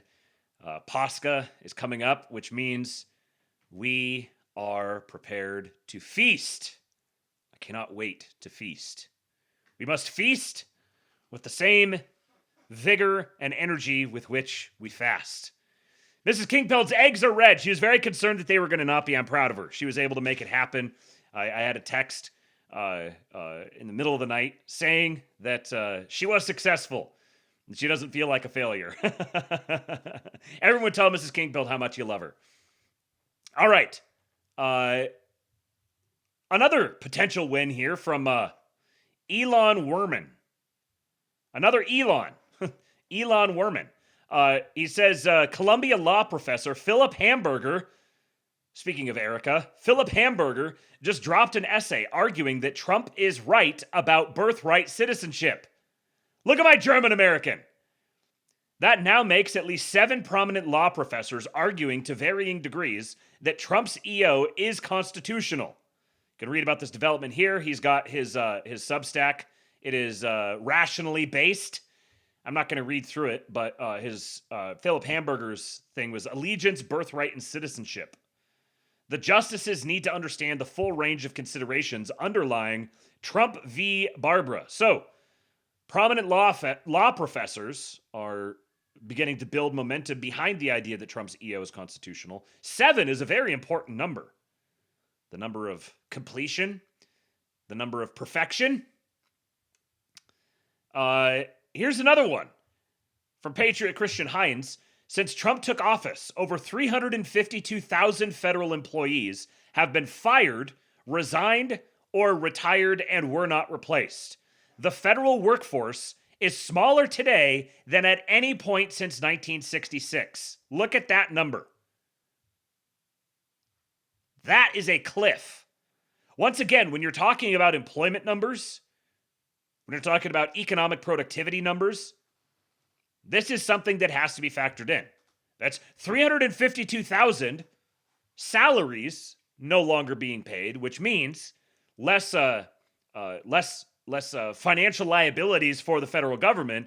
But who knows how many of these people have been rehired elsewhere, whether they're making what they made before, or they're making more than they made before, or they're making less. Most likely, I would guess they're probably making less. Because federal salaries are what they are, and federal employees are what they are. But yes, also, fewer government people regulating the economy. This is one of the most important victories in a century for the right, but the losers on here would have you never know it. So true, Inez Stepman. The Texas grocery store chain, H-E-B. Where are my Texas bros at? We love the Butts family, don't we? The Texas grocery store chain H-E-B just put up brand new signs in the candy aisle and soda aisle. All candy and some sweetened drinks are no longer SNAP eligible. Along with more info, no more junk food with taxpayer-funded EBT.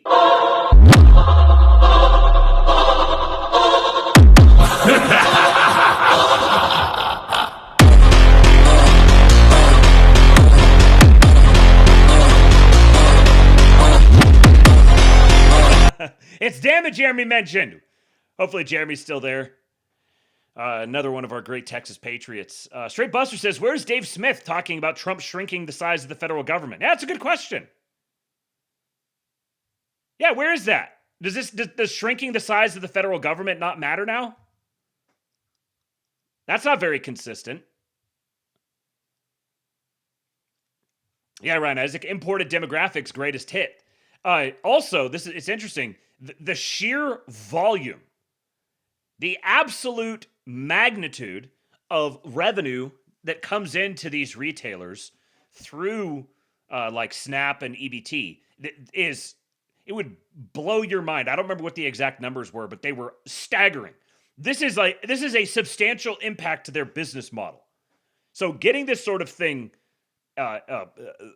put through and implemented is a lot more than just like RFK just issues a proclamation or something. You got to get a lot of business leaders on board, a lot of financial institutions on board to start moving the money flows this dramatically. The New York Times, in a major piece today, writes about efforts from Trump's State Department to investigate Antifa abroad. This is extremely promising. All these networks were ultimately international, and when those links are established, then Antifa terrorists can be investigated, arrested, and prosecuted at home more easily. Note how they put 5 journalists on this story. They are nervous. Great work from the admin in the State Department. Shout out to at MythPilot on X. This is marking the second day in a row that we are going to read an article from the New York Times.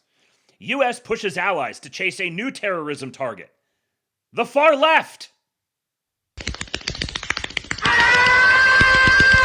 Once again, the regime press releasing the propaganda for our administration. The Trump administration aims to deploy counterterrorism tools against far-left groups, even as it has offered little evidence they present a dire threat. When senior Western officials met in Ottawa last month to discuss potential terrorism threats in light of the U.S.-Israeli war against Iran, a top State Department counterterrorism official delivered an unexpected message. The United States was as concerned as always about Islamist terrorism, said the official, Monica A. Jacobson, according to a copy of her prepared remarks reviewed by the New York Times and 3 officials briefed on the meeting. But, she told her counterparts from Europe, Canada, and Australia, the Trump administration also wanted more attention on what it believed was an insidious, underestimated threat: the far left. Western governments must combat Antifa and far-left terrorism, as Jacobson's prepared remarks asserted, casting the effort as an evolution in counterterrorism following the global war on terror. Her prepared speech defined far-left terrorism to include threats from communists, Marxists, anarchists, anti-capitalists, and those with eco-extremist and other self-identified anti-fascist ideologies. It is important to recognize their actions as political terrorism rather than mere protest or criminality, said her prepared remarks, though it was unclear if she delivered them exactly as written. As evidence, the speech pointed to left-wing protesters who had recently clashed with the police in Italy. Ms. Jacobson's appeals were part of a sweeping new effort by the White House to press foreign governments and embassies abroad to join its fight against what it calls far-left terrorists. The Trump administration is deploying its global counterterrorism machine against far-left movements.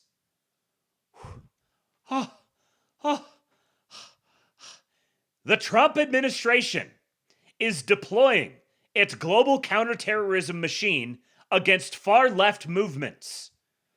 Like Antifa, shorthand for anti-fascist, despite offering little evidence they present a dire threat to U.S. citizens. Notice the lowercase a. These fucking people. This article is based on internal State Department documents and interviews with current and former U.S. officials, as well as officials in foreign governments who were asked to aid the effort. A little bad grammar there. Officials in foreign governments that were asked to? No. Officials. Maybe this is actually secretly based. These officials in foreign governments are actually not people. Maybe that's what they're insinuating. Who were asked to aid the effort, all of whom spoke on the condition of anonymity.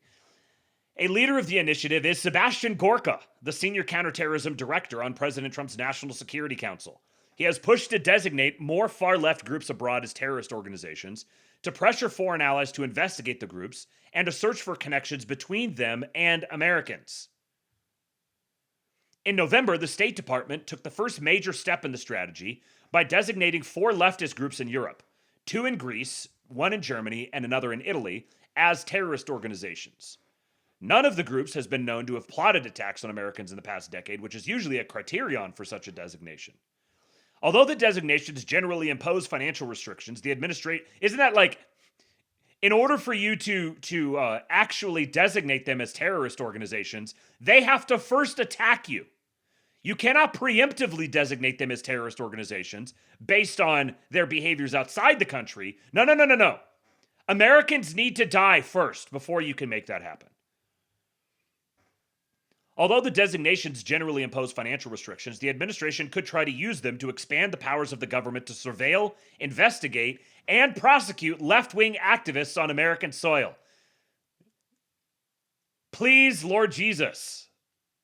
The administration is already targeting many activists on the left. Mr. Gorka has repeatedly told U.S. officials that, quote, there are no lone wolves, according to 2 officials who have witnessed the comments, in urging them to find links between left-wing extremists abroad and Americans, which could create a legal avenue to investigate U.S. citizens. Isn't that an interesting thing to say?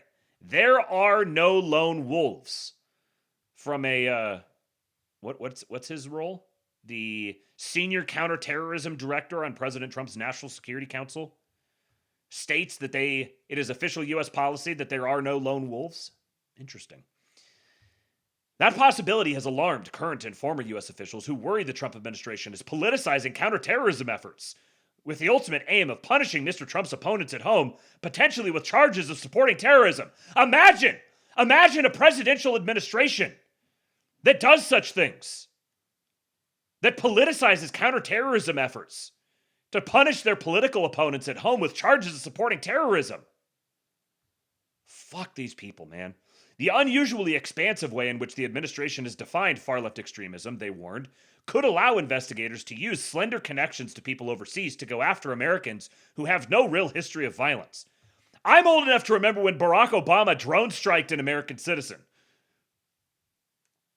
They are trying to invent Antifa as an international threat to tie it to groups and individuals in the United States, said Tom Jocelyn, a counterterrorism expert who helped write the congressional report on the January 6, 2021 attack on the Capitol. You know, if we get the right-wing death squads that do the... Yeah, maybe I shouldn't say that out loud.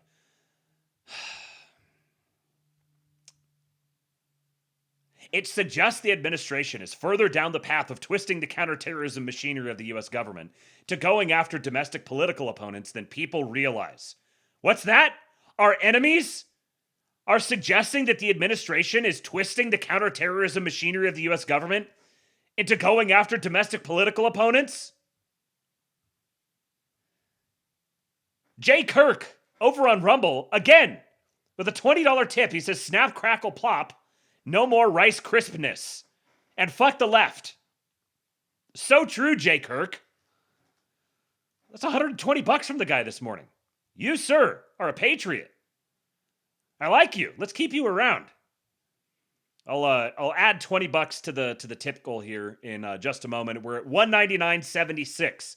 Let me just double check the Ko-fi thing. I may have to see if I can get the tips that come through on Rumble integrated into the alert system. I don't know how to do that, but I'll figure it out. The current and former officials also worried that the administration is funneling counterterrorism resources toward left-wing extremists, just as intelligence is showing an increase in potential threats to Americans related to the Iran war. You know, nobody's even connected Antifa to Iran that I've seen since the Iran war began or it escalated, let's say. I haven't seen anybody make a connection between the sorts of dark money flows that go through Iran and the Iranian sponsorship of terror, state sponsor of terror. I wonder if there's any connections to Antifa in there that could be discovered. It comes after the teams at the FBI and the Justice Department responsible for addressing those threats have already been stretched thin by a year of firings, resignations, and reassignments. In other words, the teams at the FBI and the Justice Department, who have normally been responsible for fomenting terrorism in the United States under the guise of counterterrorism, are suddenly not able to operate as effectively. Curious. The strategy reflects a shift in U.S. counterterrorism. The Biden administration identified right-wing extremists like white supremacists as the chief threat. The Trump administration has now largely redirected those resources toward far-left groups like Antifa, again with the lowercase a. Mr. President, I think the New York Times is about to secure a nuclear weapon.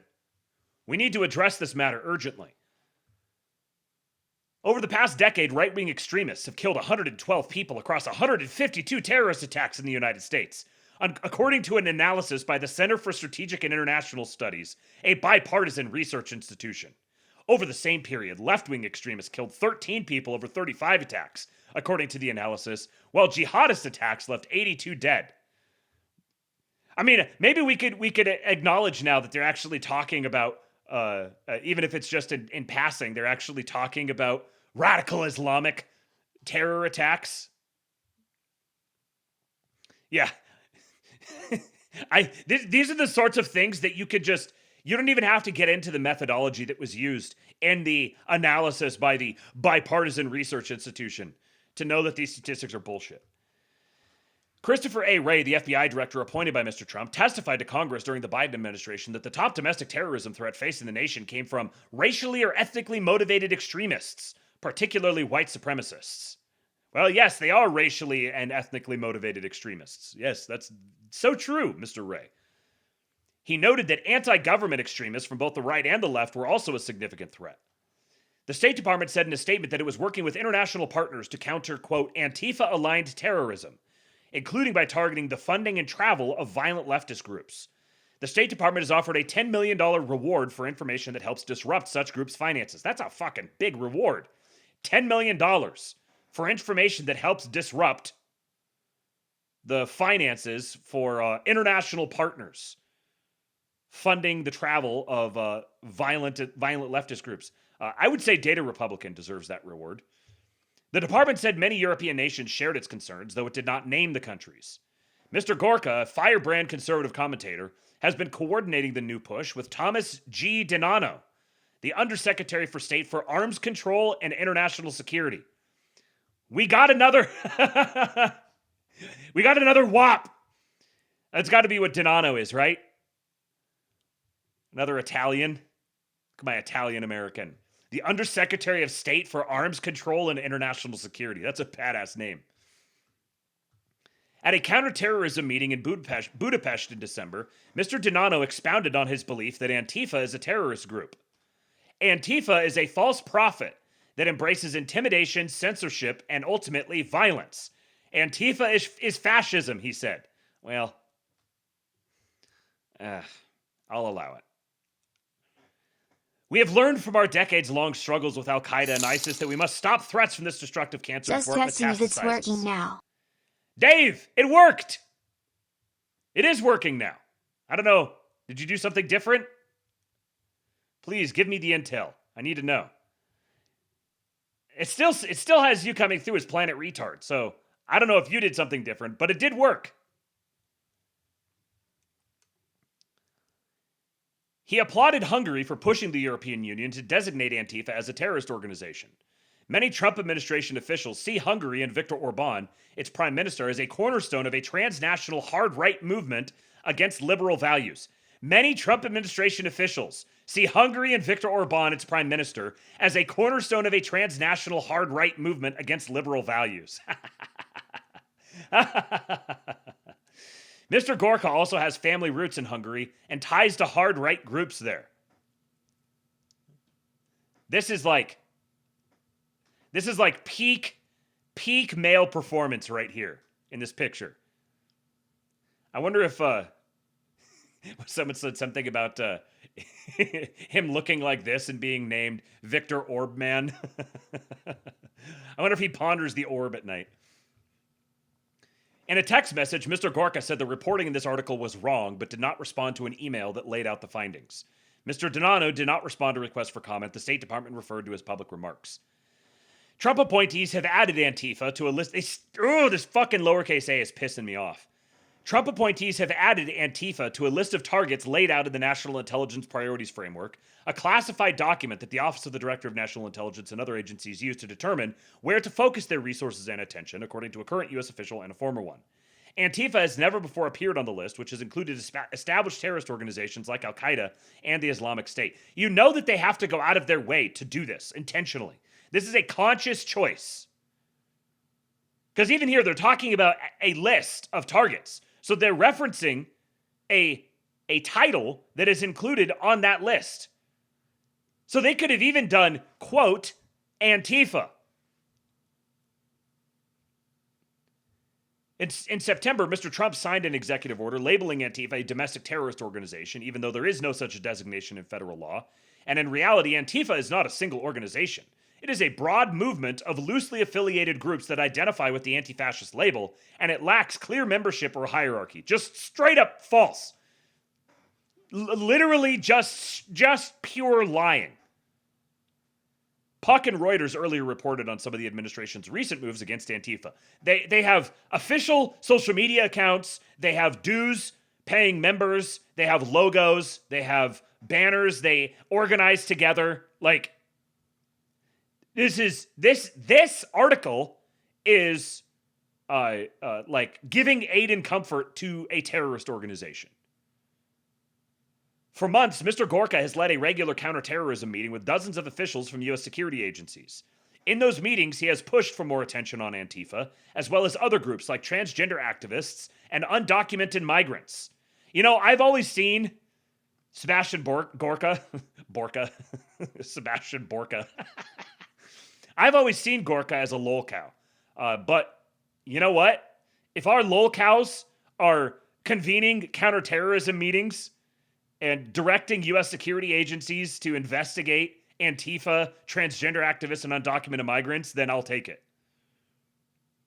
I'd rather have that than lol cows calling for the president to be removed from office.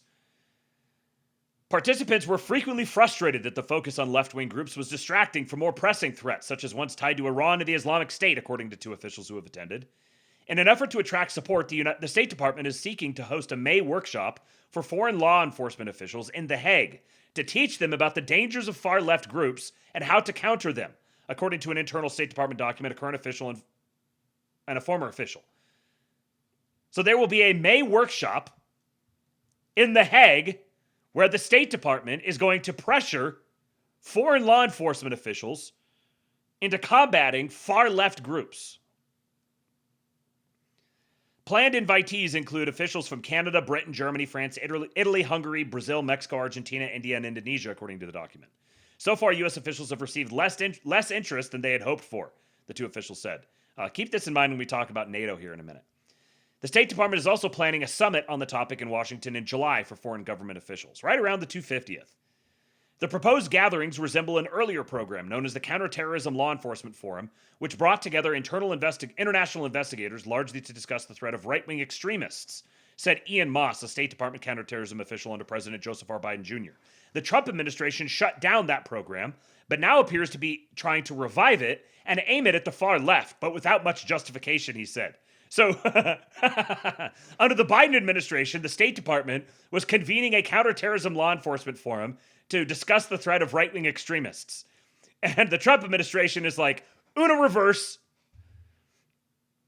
The administration has also largely halted a Department of Homeland Security initiative to map networks of far-right groups, according to a former department official. At the same time, the administration has sought to strengthen ties with right-wing groups overseas and to bolster their standing in their own countries. So the Trump administration is turning forums that were for investigating right-wing groups into forums for investigating left-wing groups. They're strengthening ties with right-wing groups overseas and trying to bolster their standing in their own countries. This is the administration that's completely co-opted by anti-American interests and has bought them off, and they're not doing anything. They've betrayed us. In September, days after signing his executive order on Antifa, Mr. Trump issued a national security memo that called on the government to counter violence fueled by ideological beliefs, including anti-capitalism, anti-Christianity, and hostility toward, quote, American views on family, religion, and morality. In November, Secretary of State Marco Rubio pointed to similar concerns when he designated the 4 European groups as terrorists. The State Department said the groups had all carried or threatened violent attacks, including planting bombs at government buildings. Yet the acts the department outlined in a fact sheet were a far cry from the violence carried out by established terrorist organizations, which often aims for mass fatalities. So they planted bombs at government buildings, but why are you worried about them? Aren't there bigger and badder terrorists? They're just like planting bombs and stuff. Their body count isn't big enough. Hold off until they amass a much larger body count. Then we can worry about them. At the same time, U.S. diplomats have pushed governments abroad, particularly in Europe, to investigate the far left, telling them terrorist groups were operating within their borders. U.S. allies have been unsure about how to respond. Got a tip for you. The best way to respond would be to investigate and arrest the far left. There you go. The 2 Greek organizations newly designated as terrorist groups are seen as small and not particularly active, a senior Greek government official said. Yet to avoid upsetting the Trump administration, the Greek authorities did not oppose the U.S. designation, the official said. Michalis Chrysokoidis, Britain's minister in charge of counterterrorism, told a Greek news outlet in November that Antifa is not a terrorist group. Antifa exists across Europe, including in Greece, he said, but until this day, they have been activists. They have not engaged in any terrorist activity. Hold on a second. Can we coordinate our messaging here a little bit? Because a minute ago it was Antifa doesn't exist. Now it's Antifa exists, but they're just activists. They haven't actually done any terrorism. German officials were similarly flummoxed when the State Department designated a small, loosely organized group called Antifa Ost as a terrorist organization. In its designation, the department noted that some of the group's members used hammers to attack far-right protesters in Hungary. German officials declined to call the group a present danger. Doesn't that just tell the story right there? They're small, they're loosely organized, they just get together and use hammers to attack people in the streets. They're not a danger. The potential threat posed by the group has recently decreased considerably, Sarah Fruhauf, a government spokeswoman, told reporters in November. The ringleaders and particularly violent members of the group have either already been convicted or are in custody. So it was a group. Okay, wait. So in Greece, Antifa exists, but they're just activists. They haven't engaged in any terrorist activity. In Germany, there is a group called Antifa. Just a coincidence, no relation. But they're loosely organized. All they do is they just go into the streets and beat people with hammers. They had members. They had their ringleaders and their violent members. We already arrested them. So the remaining group, those are just the peaceful ones. We arrested the violent ones. The peaceful ones were just tricked into beating people in the streets with hammers. One group in Germany expressed delight at the designation. The far-right Alternative for Germany Party, or AfD, the far-right, led by a lesbian woman, which German intelligence has labeled a suspected extremist group. In interviews, several AfD members said they pushed the State Department to apply a terrorist designation to Antifa Ost and boasted that the agency's move was a sign of their influence. Unfortunately, because we are beleaguered by the retard right, we are reduced to having to hear about our wins from the New York Times. Alas. All right, let me update the tip goal here real quick. And then I've got some more stuff for you guys. Actually, quite a bit more. So hopefully you are enjoying the lab. If you are, please share the show. Post out, let the people know that we are live right now. And please do support your boy with some shekels. I am here performing for the Goy Bucks. Tips.kingpilled.com. You can also use Cash App or Venmo at Kingpilled. If you do, just let me know, and I'll make sure you get credit, and we add it to the goal. If we hit the total goal of $400 today, then someone is going to win a drawing that I will do for everyone who has signed up over at forum.kingpilled.com. No purchase necessary. Just go give me something to call you and a way to contact you. And I will do a random drawing, and someone will get 10% of the total tip take of the day. All right, now, speaking of foreign national security threats, the United Kingdom is now a national security threat to the United States. Why? Shout out to Gordo, one of our great Patriot posters. Just in, U.S. Border Patrol apprehended 4 British nationals after they illegally crossed into Maine from Canada through a remote area. Very cool. Thank you, Mossad Commentary. These British nationals are identified as... Hold on. I gotta zoom this in and read closely. Mohammed Sultan Saleh. I believe that's Irish, actually. Here's a Welsh one. Ali Mohammed Ali Abdullah. Hamid Mohammed Nagy. And Ibrahim Ayub Khan. Yes, historically British names. Very, very, very clear, powerful, strong Anglo names. I wonder what the issue is. Yes, the United Kingdom is now a national security threat to the United States. But have no fear. Thank you to Michael A. Rothman here. Signal boosting, this U.S.-born Israeli here. Signal boosting, a British news host. Just explained Trump's strategy better than anyone in American media. And he's terrified of what it means for Europe. This is GB News' Alex Armstrong, who I just became aware of recently. And I like what I see. I like what I'm hearing thus far.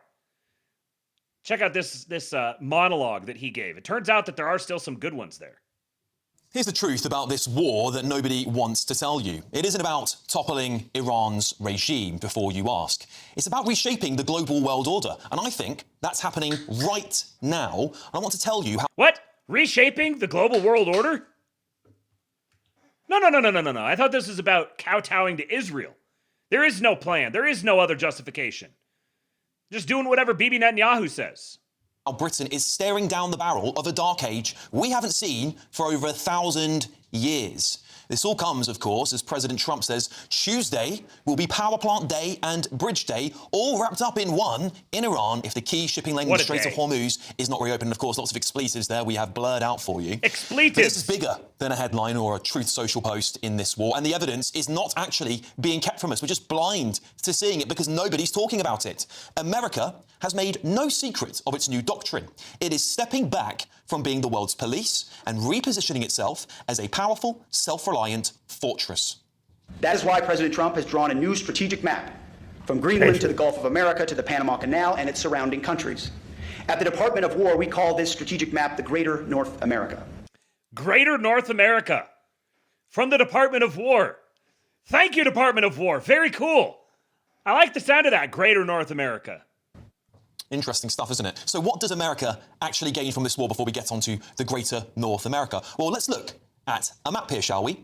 I'll bring this up for you. The Strait of Hormuz, you can see there, is one of the most critical energy choke points on this planet. It is also a whopping 45% of China's oil flowing through it. That is a lot of oil that China needs. But it isn't just Iran. Cast your minds back to January this year, where Trump effectively has now captured Venezuela and declared its oil is under their control. And if you have a look at this graph, who there in the red relies heavily on that oil? Well, it looks like China to me. Now consider the impeccable timing of all of this since January. America is right in the middle of a tariff and trade negotiation with the very stubborn and very powerful, might I add, Chinese government, who are not budging on Donald Trump's arrangements here. Living Dead says, someone explain to me how any of this is a bad thing. Well, I've got great news for you. There's this group of podcasters who have lots of reasons, supposedly, about why this is a bad... They won't grapple with any of this. They won't talk about this at all. But they will give you lots of reasons why it's a bad thing. Isn't that strange? Isn't that strange? America defending its national interests, controlling strategic choke points around the world, to leverage important regions of the world into bilateral trade negotiations on America-favorable terms is a bad thing. Think to yourself why someone might want to convince you that that's a bad thing. Like, they'll come up with other reasons and say, oh, well, because of this thing. They won't grapple with this part. All of this good stuff, they won't even entertain that. If they're even aware of it. Just hand wave it away. You would think this is pretty substantial. Like, the only other nation on the planet that has any sort of claim to global superpower, you think that would be and it, might come into play when you're talking about, like, national security, trade policy, domestic agenda. Like, what's the whole thing is, we were betrayed by our leadership who hollowed us out economically, are displacing us, and shipped out all of our productive capacity to other countries, largely to China. And so if you want to resolve the domestic problem, if you want to resolve the deindustrialization of America, if you want to address the major cost of living issues, the demographic displacement issues, then wouldn't you address that problem right there? Wouldn't you need to address the relationship between the United States and China? And if you have a potential competitor, and you're trying to negotiate them into some sort of a seeing eye to eye on something, then perhaps you need to corner them into that posture. Because they're probably not just going to do it voluntarily of their own accord. That wouldn't necessarily be in their interests. They'd have an obligation to try to make the best of it that they can. How does the relationship between the United States and the one single other region in the world that has a claim to global superpower, how does that not even bear a mention? There's such a clear relationship between the Strait of Hormuz and China, the Strait of Hormuz and Europe. And these are treated as just total afterthoughts. Well, look who's got the upper hand all of a sudden. It's America. They are now controlling the vast swathes of oil that China needs. That puts them in a very strong position going forward on these tariff agreements. And Europe is also getting hit hard a lot with this With Russian energy totally off the table and domestic energy security weakened by this leftist obsession with net zero, Europe is becoming increasingly dependent on external oil supply and energy supply. And that puts America, again, in a very strong position because we will soon be wholly dependent on American supplies of oil and gas. They will dictate terms and use energy as leverage, not just economically, but geopolitically too. Wait. You're telling me that the actions that Trump is taking are putting the United States into a position where they can exclusively dictate terms to the European nations, from which so much of this retardation that's taken over the world has streamed forth. The actions the Trump administration is taking is forcing the Eurozone into compliance and acquiescence toward being the chief customer of United States production. And this is all just for the Jews or something? What did reindustrialization mean to you? What did drill baby drill mean to you? What did bringing back the American worker mean to you? What does fixing the economy mean to you? If American production needs to increase, if American exports need to increase, they got to go somewhere. Yeah, Raymond Harmon, it meant vibes and essays. Literally, that's what it meant. It meant podcast episodes. It meant podcast episodes, tweets, and Substack articles. And what do we know that they really want? Greenland. They want Greenland. They've made that very clear and they didn't get it yet. So the longer this war drags on, the more dependent the world is becoming on the USA. And it's not accidental. What we're seeing is the emergence of what you heard from Pete Hegseth there, the Secretary of State for War, and described by Donald Trump as the greater North America. It is stretching from Greenland down through the Panama Canal, securing the entire hemisphere as a self-sufficient economic and security zone for the United States of America. But guess who's not on the technate of America? Europe. We are not part of America's future plans as it withdraws from the world. And it isn't just a coincidence that the United Kingdom has been targeted the most by Trump and America of late. The UK is internationally renowned for its special relationship with America. Trump is signalling that that relationship is over, not just to us, but to everyone else around us. And frankly, Keir Starmer gave him ample reason to do so, of course. But also because Trump can now point to our allies and say, you all let us down. And in his own words, as he said, we won't forget it. It is the perfect reason for America to withdraw from the global stage. So no more global policing, no more endless foreign commitments, just a fortified, resource-rich power base that others have no choice but to rely on. That is the new America. And that brings us to Britain, because the consequences for us will be catastrophic.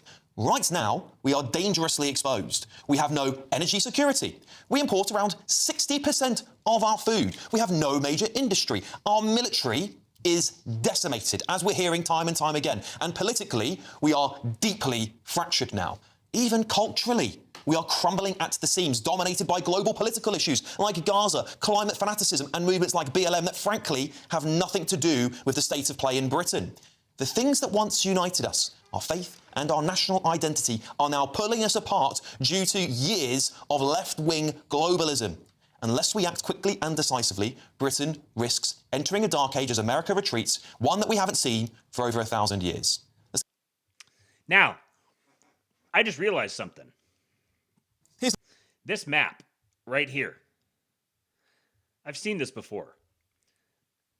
The technate of America. Do you guys know the background of this? Are you familiar with the connection between this map and one of our great autists?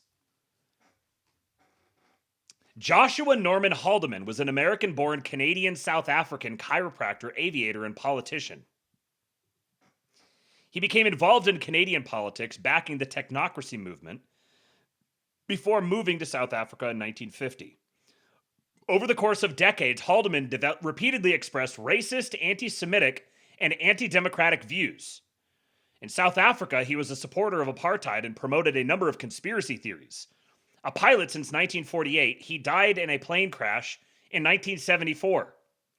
Haldeman is the maternal grandfather of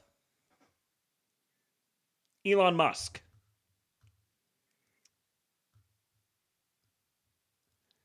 From 1936 to 1941, he was involved in Howard Scott's Technocracy Incorporated, which led to his arrest under the Wartime Defense of Canada regulations on October 8, 1940 in Vancouver by the RCMP on a charge of membership in an illegal organization.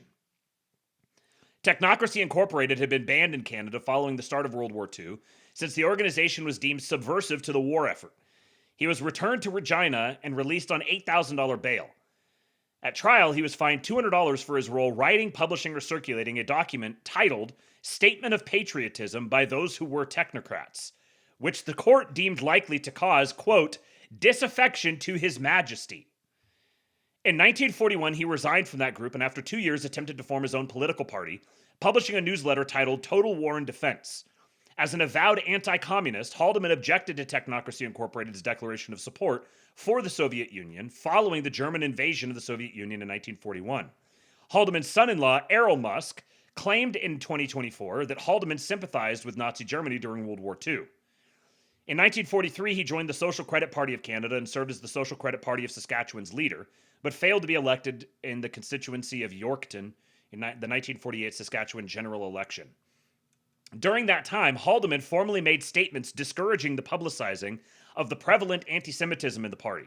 However, he also gave a speech defending a decision by a party newspaper to publish the protocols, an anti-Semitic fabrication claiming an international Jewish conspiracy to rule the world. In his speech, Haldeman said, quote, that the plan as outlined in these protocols has been rapidly unfolding in the period of observation of this generation.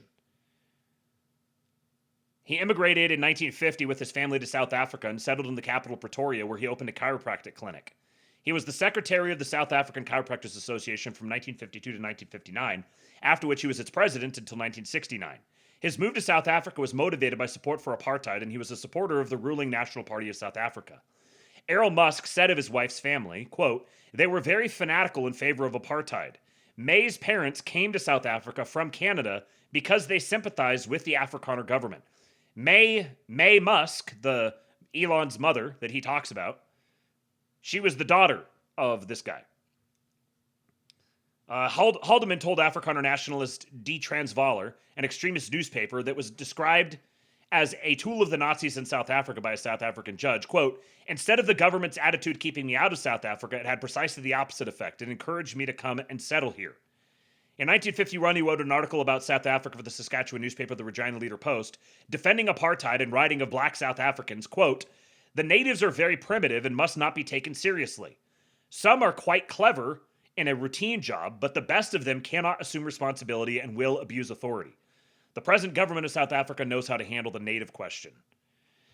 Weeks after the Sharpeville massacre on 21 March 1960, Haldeman self-published The International Conspiracy to Establish a World Dictatorship and the Menace to South Africa, in which he claimed that a coordinated international propaganda campaign is being carried out against the whites because, quote, the white man's integrity, initiative, and independence make him the most difficult to control. He described apartheid South Africa as the leading white Christian civilization and a bulwark against the evils of internationalism. He also criticized the black liberation movements for attempting to, quote, oust the white man, who has in a few years brought their people from primitive savagery to a great measure of peace and security.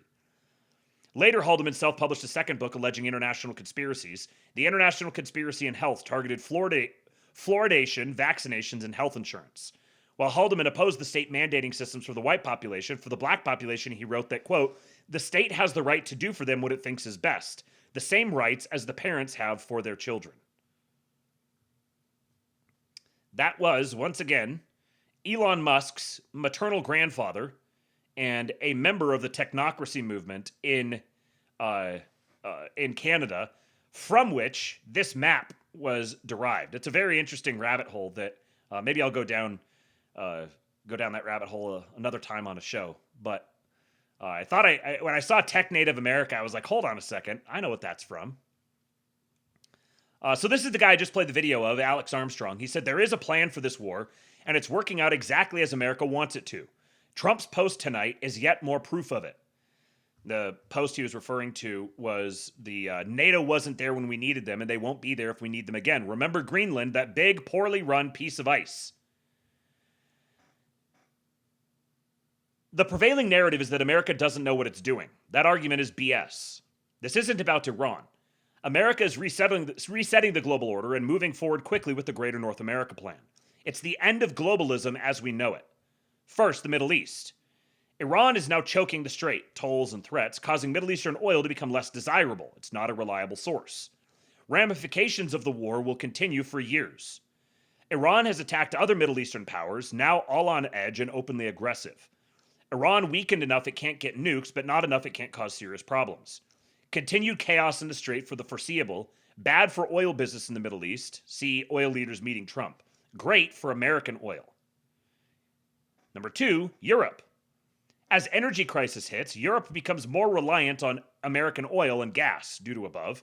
Good leverage for negotiations and long-term debt ceiling, initially a worry, as Europe is forced to buy more US debt if it wants energy deals. More on this in a minute. Ukraine war good long-term as it knocks out Russia as energy supplier to Europe and keeps Russians weakened in attrition. Who does Europe turn to for oil? Only supplier left is America, who now controls one of the largest oil producers in the world, Venezuela. And I haven't seen enough people talking about Guyana, right next door to Venezuela, because they have potentially even more, and it's better quality oil as well. Number 3, China. America is in a serious trade/tariff war with China, its biggest rising global threat. 45% of China's oil comes from the strait. Venezuela's largest oil buyer was China, 50 to 80%. Who now has the upper hand in that negotiation? Midterm, China has to play USA's game. I'm going to encourage you guys to go listen to the episode that a friend of the show, Ben Kelleran, just did recently. I'll put a link in the Substack post for this later on. Ben Kelleran just interviewed Dexter White, Tom Luongo's business partner. And did I say Kellerman? I meant Kelleran. Dexter White had some really good commentary on the China matter, especially China's Navy, their sort of outsourced Navy that they've created with their big fishing fleet that is causing like massive ecological crises, and then their outfitting of some of their merchant ships and stuff that are more around in the South China Sea. Let me just make sure that I have this included in the links for later on. Welcome to Ben Kelleran. His channel is Contrarian Corner. Contrarian spelled with a K. Dexter White, International Choke Points, AI and Media, and the Great Power Competition with China. Dexter White is brilliant. I've been waiting for a while to hear from him. And so he had some really good insight on the relationship between the U.S. and China. Yeah, Kelleran's Contrarian Corner. That's exactly what it is. What are you guys saying here? Choking the strait is what they call it now. Yeah, right. They're choking the straits. Absolutely chut it out, white boy. Yeah, for sure. Elon's grandpa has a crazy story. I'm not gonna fully endorse the whole technocracy movement that he was a part of, because there was some pretty wonky stuff in there. But especially after listening to Matt Ehret talk about the history of Canadian politics, and particularly under the auspices of the Crown, it framed that in kind of an interesting light for me. I need to refresh some of my thoughts on it. So I'm going to go do a little digging on that, and maybe we'll talk about it again in the future. Colin Ross says, I've also thought that Christianity is the only controlling framework that white men will affirm. That's very true. That is a truth nuke right there. Yes, Ben is in the Discord. He's been in the Discord for a long time. Shout out to Ben Kelleran, a longtime supporter of the Real King Pill show. Guyana hasn't been developed yet. Will be online in about 3 years. Yeah, right. I'd be curious to see if they're able to bring some of these online earlier with the increased demand, and particularly it's not within the United States, but within the orbit of the United States, and having less regulatory hurdles and barriers and stuff. I wonder if they're able to spin some of these projects up quicker. Number 4, Greenland. NATO allies predictably failed to help, which proves Trump's point that they can't be relied upon to protect Greenland. Take the UK battleship already out of commission as an example. Don't forget that allies were all briefed that the war in Iran was coming and they walked into the trap. The UK is a prime example. Ask why so much focus from Trump on its failure to help. Because it's a massive European power and the special relationship is a symbolic target. Also worth noting that Luongo's been bringing this up a lot recently, that in June is when Brexit is actually fully complete. There was a 10-year period that was designated for the unwinding process. That 10-year period is up in June. And in later this month, I think it's on the 27th, the king himself is coming to meet with Trump. So be very curious to see if something comes of that. That'll be that's something to put on your calendar to watch for. So there's the potential for some pretty explosive things to happen over the next couple of months. South America, which is separate from the Iran war, but part of the same plan. The USA has already begun working on removing enemies in anti-US regimes. See the recent Shield of America's meeting, which is what Kristi Noem is doing now. She's the head of this Shield of America's organization. The financial support for Argentina, Venezuela, and the threats to Cuba. The USA is securing its back garden and forcing China out permanently. If you think all of that looks like America losing, then you'll hate to see what winning looks like. Their plan is working. This is the Greater North America Project in full swing. It's part of a massive reset of the global order. And you know, I didn't include this link today, but the USA is securing its back garden and forcing China out permanently. Give me just a second to pull up this other thing that I had in the bookmarks regarding that story.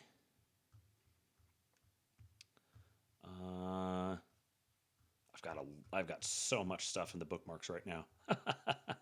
Right here. We won't go into. I'm not going to read this here today, but in maybe in a future episode, we'll go into it in more detail. Right here, screen share. Latin America has finally awakened and is pulling back at China's Silk Rope. Bolivia has imposed controls on China's zinc mining operations. Chile has frozen a proposed submarine cable project. Honduras is seeking to restore diplomatic ties with Taiwan. Both Argentina and Peru have opted for US-made F-16 fighter jets rather than purchasing Beijing's JF-17s. This is an article from The Hill. China's retaliation against Panama has backfired across Latin America. So I'll include that in the links if you guys want to go read it yourselves. Perhaps we'll read it on a future lane. Now, John Conrad, Patriot Alert. He says, what if America is already far richer than anyone in the swamp is allowed to admit? What if the real drag on the Republic isn't taxes, isn't debt, it isn't even the deficit, it's Europe? What if NATO was never a mutual defense pact, but a 75-year subscription America forgot to cancel? What if burden sharing is the most expensive euphemism in the English language? What if the City of London cabal is draining our banks? City of London mentioned. What if the advice from globalists is terrible advice that's costing us big? What if every European basing agreement, every forward deployed brigade, every Ramstein runway, every Aviano hangar, every Suda Bay pier is a tax American workers pay so Berlin can run a welfare state and Paris can run a 35-hour week? What if foreign aid to Europe isn't aid, it's tribute flowing the wrong way? There's an interesting thought. What if foreign aid to Europe isn't aid, it's tribute flowing the wrong way? What if transporting the vast majority of trade on European-owned ships costs more than we realize? What if the NGO archipelago in Brussels, Geneva, and The Hague is just a money laundering loop where US taxpayer dollars get rinsed through a civil society conference and returned as lectures about our democracy? What if the UN isn't a parliament of man, it's a Manhattan timeshare with diplomatic plates, an accounting black hole, and a human rights council chaired by people who jail you for tweeting this? What if the rules-based international order was always code for Americans build it, Americans pay for it, Americans bleed for it, and Europeans grade it? What if $36 trillion in debt looks a lot smaller the second you stop underwriting a continent that sneers at you in 3 languages? What if you zeroed out the Europe line, the NATO line, the UN line, the NGO line, and woke up tomorrow in a country with the fiscal headroom to rebuild every shipyard, every foundry, every rail line, and every navy hull we've let rot since the Cold War ended? What if American tourists went to American cathedrals, American opera, American museums, American cities instead? I'm not saying I believe all of it. I'm saying maybe, just maybe, we could pay down all our debt and wouldn't have to pay taxes at all if we cut Europe loose. Isn't that a thought?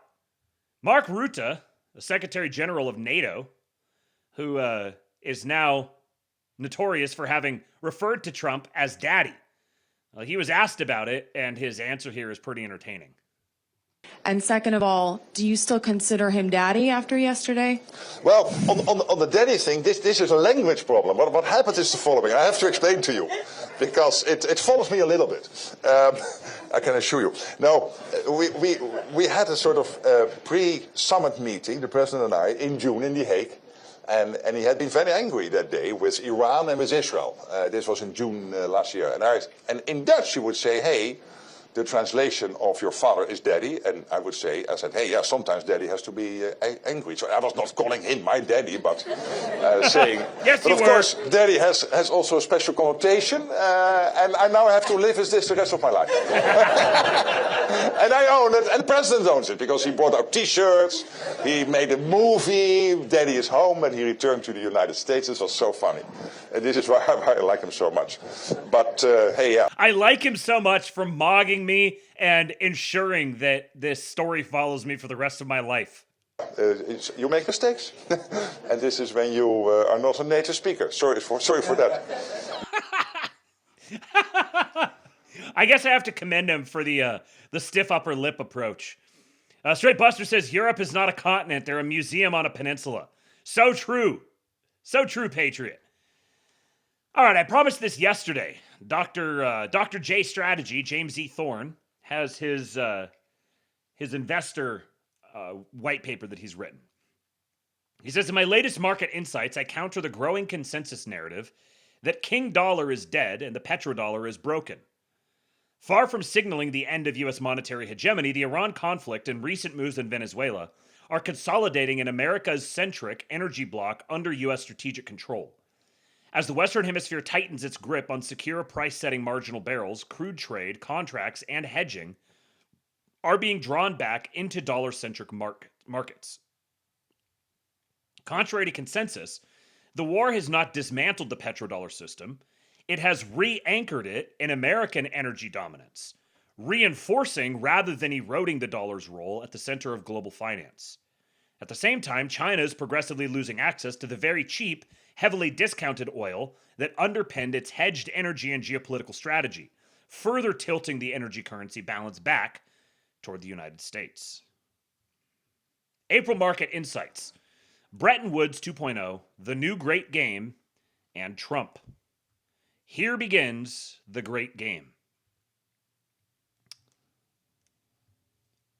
Zoom this in a little bit. U.S. President Donald Trump's second term is not just another burst of tariff theater. It is the opening move in a new great game over energy, artificial intelligence, and money.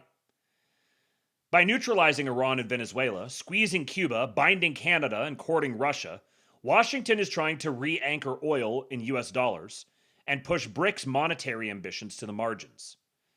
Layered on top are digital rails, dollar-backed stablecoins, tokenized treasuries, gold, and even a strategic Bitcoin reserve designed to harden, not retire, King Dollar.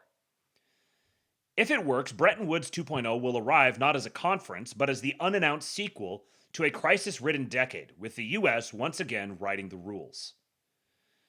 Here begins the great game. In Rudyard Kipling's novel Kim, those words induct a boy into a world of clandestine maps, shifting loyalties, and contests that stretch far beyond his own horizon. In 2026, this could just as easily describe the role the U.S. is trying to assign itself under Trump. Architect of a new monetary order, referee of energy flows, and gatekeeper of the digital rails that will carry value around the world. The original Bretton Woods deal was blunt in its simplicity. The US controlled gold, industrial production, and oil, so everyone else agreed to peg their currencies to the US dollar, which for a time was pegged to gold. When US President Richard Nixon severed that link in 1971, the legal scaffolding disappeared, but the hierarchy did not. Oil stayed priced in dollars, global savings flowed into US treasuries, and what critics decried as exorbitant privilege hardened into the operating system of globalization. Trump's second act flirts with a sequel. Call it Bretton Woods 2.0. Eliminate BRICS as a monetary project, re-anchor oil in dollars, and hardwire a new US dollar-centered digital payments rail, with gold and Bitcoin as anchors to that world, not as exhibits in the case for American decline. What looks like chaos at the level of Trump's social media posts starts to resemble a further sequence when you trace it through energy, geography, and balance sheets. In that sense, Mahbub Ali's Here Begins the Great Game reads less like fiction and more like a mission statement for a White House that sees finance, oil, and code as a single integrated battlefield. That sequence begins improbably in Caracas. For years, Venezuela has been a kind of shadow tap for Beijing. Heavily discounted crude, political alignment, and just enough distance from mainstream Gulf supplies to serve as a hedge. Washington's current approach, mixing sanctions and conditional relief, letting Western oil majors tiptoe back in while keeping the threat of a further squeeze ever present, is less about ideological crusade than about reasserting control. The goal is to drag Venezuelan oil, and eventually its lithium, gold, and rare earths, back inside a US-aligned architecture. If that happens, China loses more than barrels. It loses a useful, semi-deniable pipeline that lies outside America's direct grip. The next move is quieter but more profound, and it plays out across the world's longest border. For decades, Canada could enjoy the benefits of proximity to US power without fully surrendering to it. Under the original NAFTA, an obscure proportionality clause effectively guaranteed the US a fixed share of Canadian oil and gas exports and sharply limited Ottawa's ability to divert supply in a crisis. That clause is gone on paper, and Canadian politicians have dined out on its demise. In practice, something similar is being rebuilt by other means. As North America knits together Arctic infrastructure, harmonizes critical mineral policy, and deepens joint energy security planning, Canada is being pulled back into a de facto right of first refusal regime on its resources. Liquefied natural gas terminals, pipelines, transmission lines, and rare earth projects are increasingly financed and permitted with continental security as the overriding test. Ottawa still flies its own flag, but the question of who gets Canadian barrels in a shortage, who has first call on its gas, uranium, potash, and critical minerals, and in what currency long-term contracts are written, will be effectively settled in Washington before it is debated in Parliament. The notorious proportionality clause may be defunct in statute, but its spirit is very much alive in the new continental bargain. If Venezuela is pulled westward and Canada is locked in, China's obvious plan B lies further east on the shores of the Gulf. Over the past decade, Beijing has turned Iran into a forward operating node without ever raising a People's Liberation Army flag. It has anchored Tehran inside the Belt and Road and energy networks, quietly fed critical missile inputs and guidance components into Iran's arsenal, and helped build the surveillance and telecom spine of the Islamic Republic itself. China provides the eyes and the digital backbone. Iran provides the fist against US forces and shipping from the Strait of Hormuz out into the Arabian Sea. In that sense, military strikes on Iranian command centers, missile depots, or data centers are not merely punitive toward Tehran. They serve as a proxy confrontation with Beijing's engineering and export model. China's fingerprints are all over Iran's military and internal security toolkit. Missiles are only the most visible part of that story. Iran lacks the domestic capacity to produce many of the specialized chemicals and components needed for its modern rocket and drone fleet, so Chinese firms have stepped in to fill the gap, supplying propellant precursors and dual-use electronics that keep the arsenal alive. The same pattern holds in cyberspace. Chinese companies have helped reshape Iran's telecommunications architecture as much as they do in Beijing, exporting a surveillance model honed in Xinjiang into the streets of Tehran and Mashhad. Facial recognition systems and network tools first used to track Uyghurs now help Iranian authorities enforce hijab compliance and identify who marches and who posts, turning a domestic morality code into a data problem Chinese hardware and software are optimized to solve. The new great game: energy, AI, and rails. At this point, the old imperial vocabulary suddenly feels current. The 19th century great game that Kipling fixed in the imagination was a rivalry between Britain and Russia for control of Eurasia's buffer states, played out through spies, maps, and mountain passes. That British Empire, and the city of London that financed it, still matter. But each year they matter slightly less. Russia, too, increasingly takes a back seat, exposed on the battlefield, boxed in by sanctions, and pushed to trade its residual leverage for narrow deals. The center of the board has shifted. The new great game is between the US and China, and it is being fought over sea lanes, data centers, and payment systems, rather than khanates and caravan routes. The maxim has changed with the terrain. If the old dictum was that whoever controlled Eurasia controlled the world, the 21st century version is harsher and more precise. Whoever controls the energy arteries of Eurasia, the data center power that feeds AI, and the dollar-centric rails through which those trades settle, controls the tempo and terms of globalization itself. Neutralizing Iran as a reliable hub, whether through military strikes, subsequent internal fracture, or coercive diplomacy, is meant to rip out China's forward base in the Gulf and tilt that great game back toward Washington. It's not only about disrupting a regional spoiler, it also means stress testing the Chinese missile, satellite, and surveillance stack now embedded in Tehran. For the strategist around Trump, this is the mid-game position in which the whispered, "Here begins the great game," has already given way to a more confident, if unspoken, "and we intend to finish it."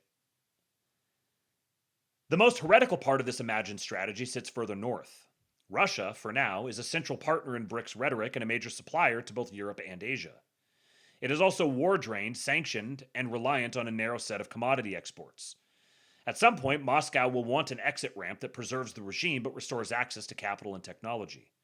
The theory is that Washington offers a narrow transactional bridge, phased sanctions of relief and revenue guarantees in exchange for Russia gradually redirecting more exports toward Western-aligned markets on Western terms. Canada, with its Arctic geography and energy ties, becomes the hinge. A Russia edging back into the Western trading system is, by definition, a less dependable counterweight for Beijing. China's last big politically aligned fossil fuel supplier becomes a hedger rather than a committed partner. All this energy choreography is aimed less at maps than at money. BRICS was never going to be a military alliance. Its true potential lay in monetary coordination. A common unit of account, pooled reserves, or simply a disciplined shift to non-dollar invoicing for energy would have posed a genuine challenge to dollar hegemony. Instead, the group is sagging under its own contradictions. India and China as strategic rivals, Gulf monarchies, Iran uncomfortably seated at the same table, and domestic fragility in Brazil and South Africa. The result is more brand than system.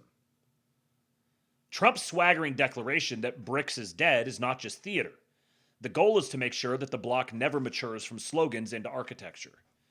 Ad hoc yuan-denominated cargoes and rupee-settled deals can be tolerated. A serious BRICS unit of account for oil cannot. That, in turn, is the subtext of Washington's wider campaign. By constricting China's reliable suppliers, courting Russia, and locking down North America, the U.S. is sending a blunt message to capital and to capitals alike. King dollar is here to stay. The fulcrum, as in the 1970s, remains oil. After Bretton Woods proper collapsed, the de facto system that replaced it rested on petrodollars. Crude priced in US dollars, surpluses recycled into US financial assets. Trump's would-be Bretton Woods 2 does not require a formal revival of that deal. It only requires that, in practice, the deepest and safest way to price and hedge energy remains in dollars. If Venezuelan barrels are brought under Western influence, Iranian barrels are unreliable, and Russian barrels are at least partially normalized, Gulf producers are nudged back toward the monetary system that underwrites their security and their sovereign wealth portfolios. Long-dated contracts, derivatives, shipping, and insurance naturally reconverge on US dollars. The dollar cage is rebuilt, not through an explicit pact, but through structural necessity. Where this perspective order really diverges from its mid-20th century ancestor is in the plumbing. The old system was wired through correspondent banks, paper ledgers, and telex machines. The new one is being built on APIs, blockchains, and always-on markets. Regulated issuers now mint dollar-denominated stablecoins backed one-for-one by cash and short-dated US treasuries. And there is a growing ambition to add tokenized gold to that reserve mix. Not as a nostalgic retreat to a failed standard, but as a quiet keel that makes digital dollars feel less like pure code and more like claims on real collateral. Corporates, banks, and fintechs are beginning to use these tokens to settle trade, handle payroll, and sweep cash across borders. The user sees a better dollar, instant, programmable, available 24/7. The US Treasury sees something else. Each token a micro-claim on US assets. Each new use case another strand tying global liquidity back to the American sovereign balance sheet. Gold's role in this architecture is not to broadcast the failure of Trump-era policy, but to stabilize a new stablecoin world at the margin. The way ballast steadies a ship already driven by engines, sensors, and software. A digital rail backed by US dollars, US treasuries, and, increasingly, vaulted gold is therefore not a technocratic footnote, it is a geopolitical instrument. The dollar remains not only the unit of account, but also increasingly the infrastructure. The pipes, switches, and compliance layers through which value moves. Every wallet integrating these rails extends the reach of US law and sanctions enforcement.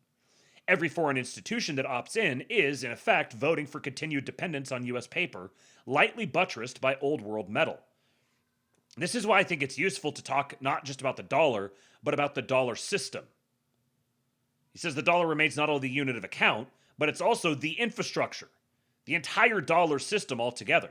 And if you think about stablecoins being something that's accessible to anybody with a digital wallet, that actually bypasses the central banks or the major financial institutions in those countries, or it at least forces them to have to be more aggressively combative with the US.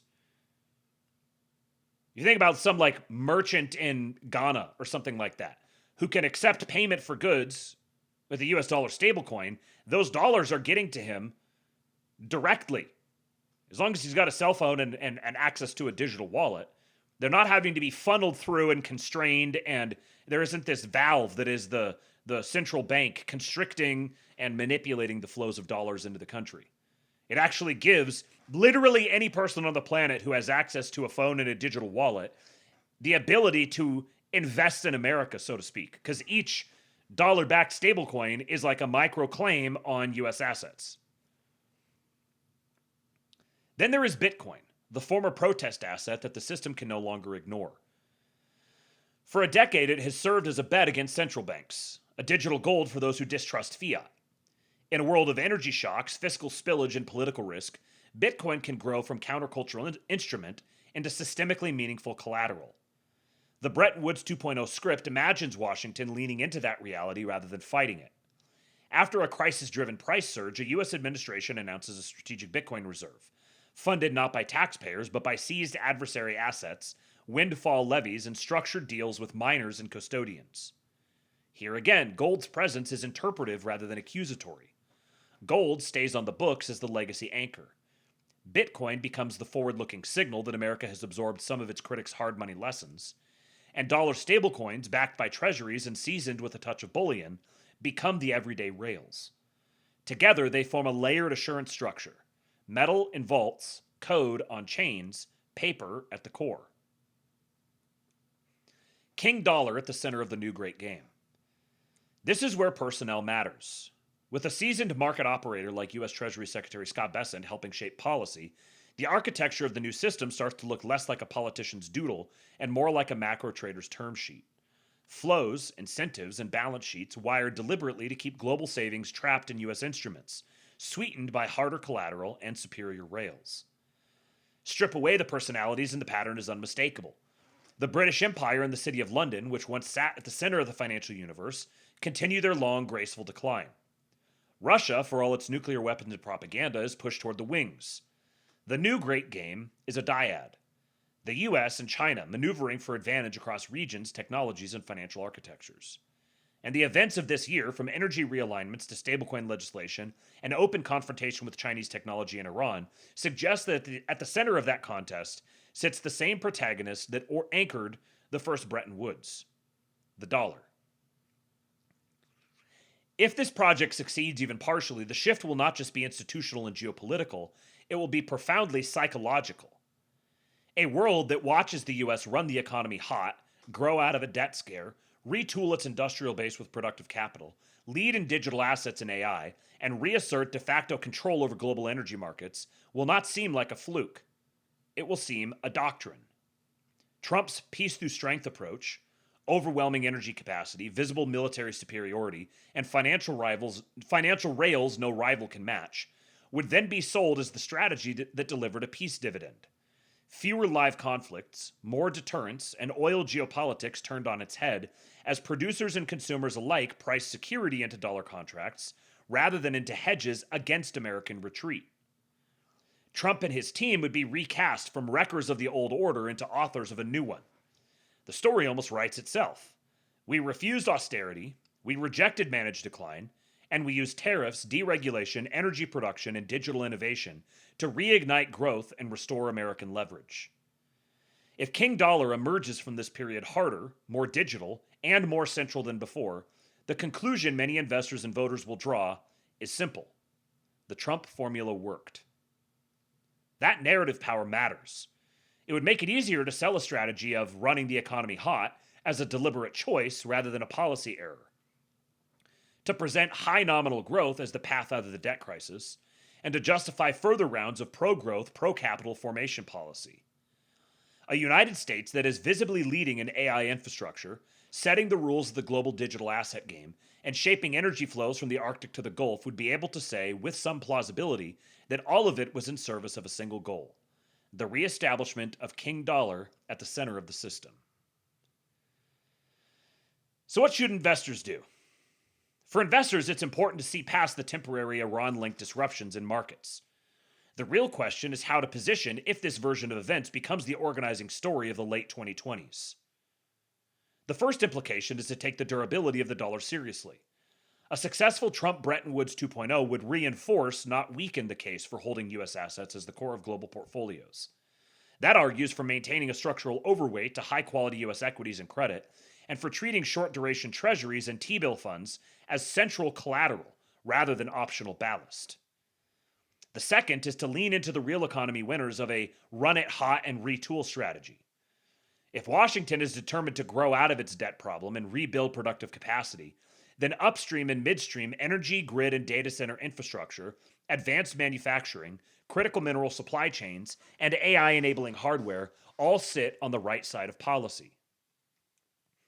If peace through strength does deliver a peace dividend, fewer long-term disruptions to shipping lanes, more predictable supply out of key producers, a credible American backstop in the Gulf, the result would be to turn oil geopolitics on its head. Less risk priced into barrels, more value created in the infrastructure that moves and hedges them. The third is to think in layers of money. In a system where treasuries stand at the core, gold and Bitcoin provide signaling and insurance, and dollar-backed stablecoins become the everyday rails. Portfolios should echo that structure. Core positions in US dollar cash and sovereigns. A measured allocation to gold as an anchor and to Bitcoin as a high beta call option on a successful harder dollar regime. And select exposure to the firms that will operate and secure the new rails. Regulated stablecoin issuers, compliant exchanges, custodians, and infrastructure providers. Finally, investors should remember that even successful grand strategies generate losers and unintended consequences. A more open proxy confrontation with Chinese technology in places like Iran, sharper regional volatility, and a faster arms race in both hardware and algorithms. Those risks can be hedged through modest allocations to non-US real assets, to regional champions that might benefit from partial decoupling, and to instruments that pay off if volatility spikes. Kipling's line, "Here begins the great game," was once a doorway for a single boy into a secret imperial rivalry. Today, it reads more like a caption for the entire system, a reminder that the game does not end, it merely changes boards. Bretton Woods 2.0 will not be unveiled in a New Hampshire resort. It will come disguised as a string of crises, sanctions packages, and software upgrades, and only later be recognized as a new iteration of an old order. And when the dust settles, the headline will not herald the birth of a rival reserve currency. It will record the survival and mutation of the big incumbent. King Dollar, chastened, re-engineered, and still in charge at the center of the new great game.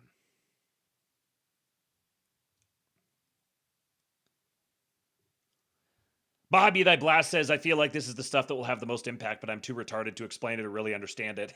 Slutty Mook says, tell them to watch the Astrolabe. Yeah. Well, also, go follow this guy. Vincent Scott. He's a fellow Luong Gooner.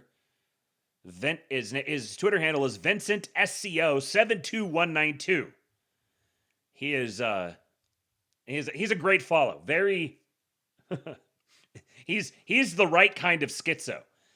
And he's got some great takes on a similar matter. Now, for those of you, for my BTC maximalists out there, my Ripple haters out there, he definitely is a big Ripple guy. So you can take that part with a grain of salt, I guess. But he's got a good breakdown here of a lot of the mechanics, the same mechanics that the last guy was talking about. This is from his series Dystopian Risk. This is volume 17. Iran ceasefire, great shift, asset monetary system, leave them with debt, and Fed notes. So he is looping together a bunch of different ideas into this. Listen closely. So there's been a ceasefire with Iran, eh? Roll back the tape to Dystopian Risk Volume 16. It's in the highlights. It's going to play out exactly how I thought it would. And here's what you need to know. Here's the next steps. So here's the portion where either China or Russia is going to step in as the guarantor. Russia's going to bring their energy down through the strait, out to go sell to Asia. China wants to get their Belt and Road all the way through Iran, up into Europe. We got interest right there at the Armenia-Azerbaijan Trump-brokered highway. And you got to remember, too, that everybody hated the Iranians. They wanted somebody they could talk to. And that's what this new regime ostensibly is. And remember, we get to extract out from the strait and deploy elsewhere with more force. And if China has to police the strait, well, guess what? That pulls stuff away from Taiwan, right? And, you know, Japan, they've been buying more oil from us, getting more with their trade deals and whatnot. They bought down their tariffs. We are rearming the second island chain, and they're part of the first island chain in order to defend Taiwan, which is the whole international economy relies on for their chip manufacturing. And Taiwan relies on the United States for the silica to make those damn chips. Meanwhile, we have Venezuela that's producing. We have a new refinery. He also doesn't mention this, but Trump is also in the process of setting up basically Taiwan West. Or I guess it depends on your perspective. Could be Taiwan East, but Taiwan West down in Arizona. TSMC has a pretty big footprint there, and they're rapidly scaling up chip production domestically. Out in off of Texas that's going online, and California is now producing oil too due to a Trump executive order for national production. But you got to remember, who was not wanting to help get the strait open?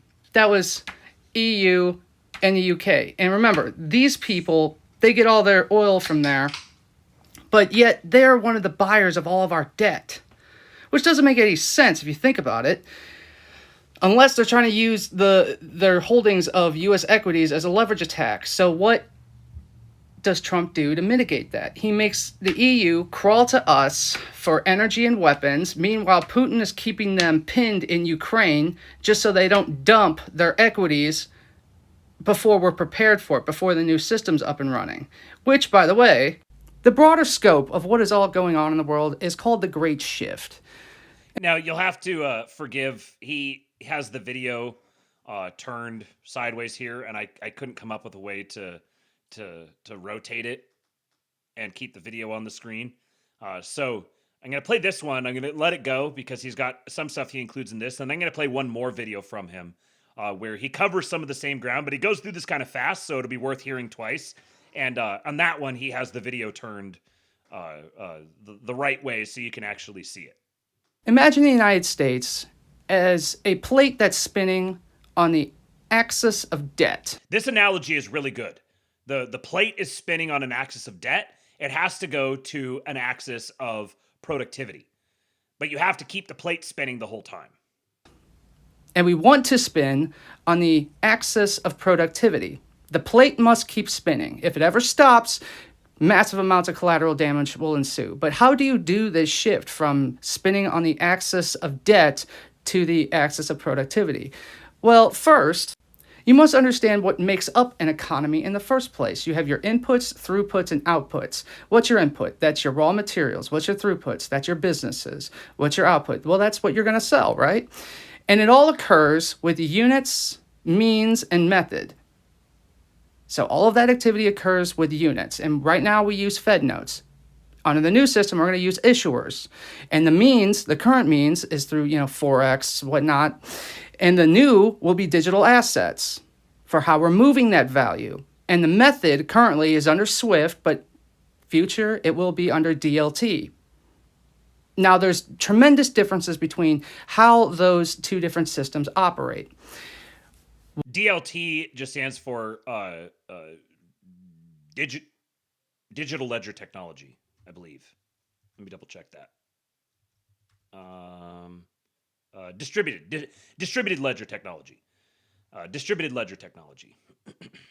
One is opaque, creates inflation, which cripples the economy, and the units are infinite because the debt is infinite, because that's the axis upon which everything is spinning.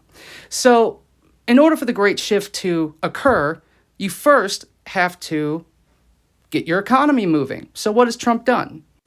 For our inputs, he has, boosted production with refining and, getting Venezuela back up to production. Remember what the last guy was talking about running it hot?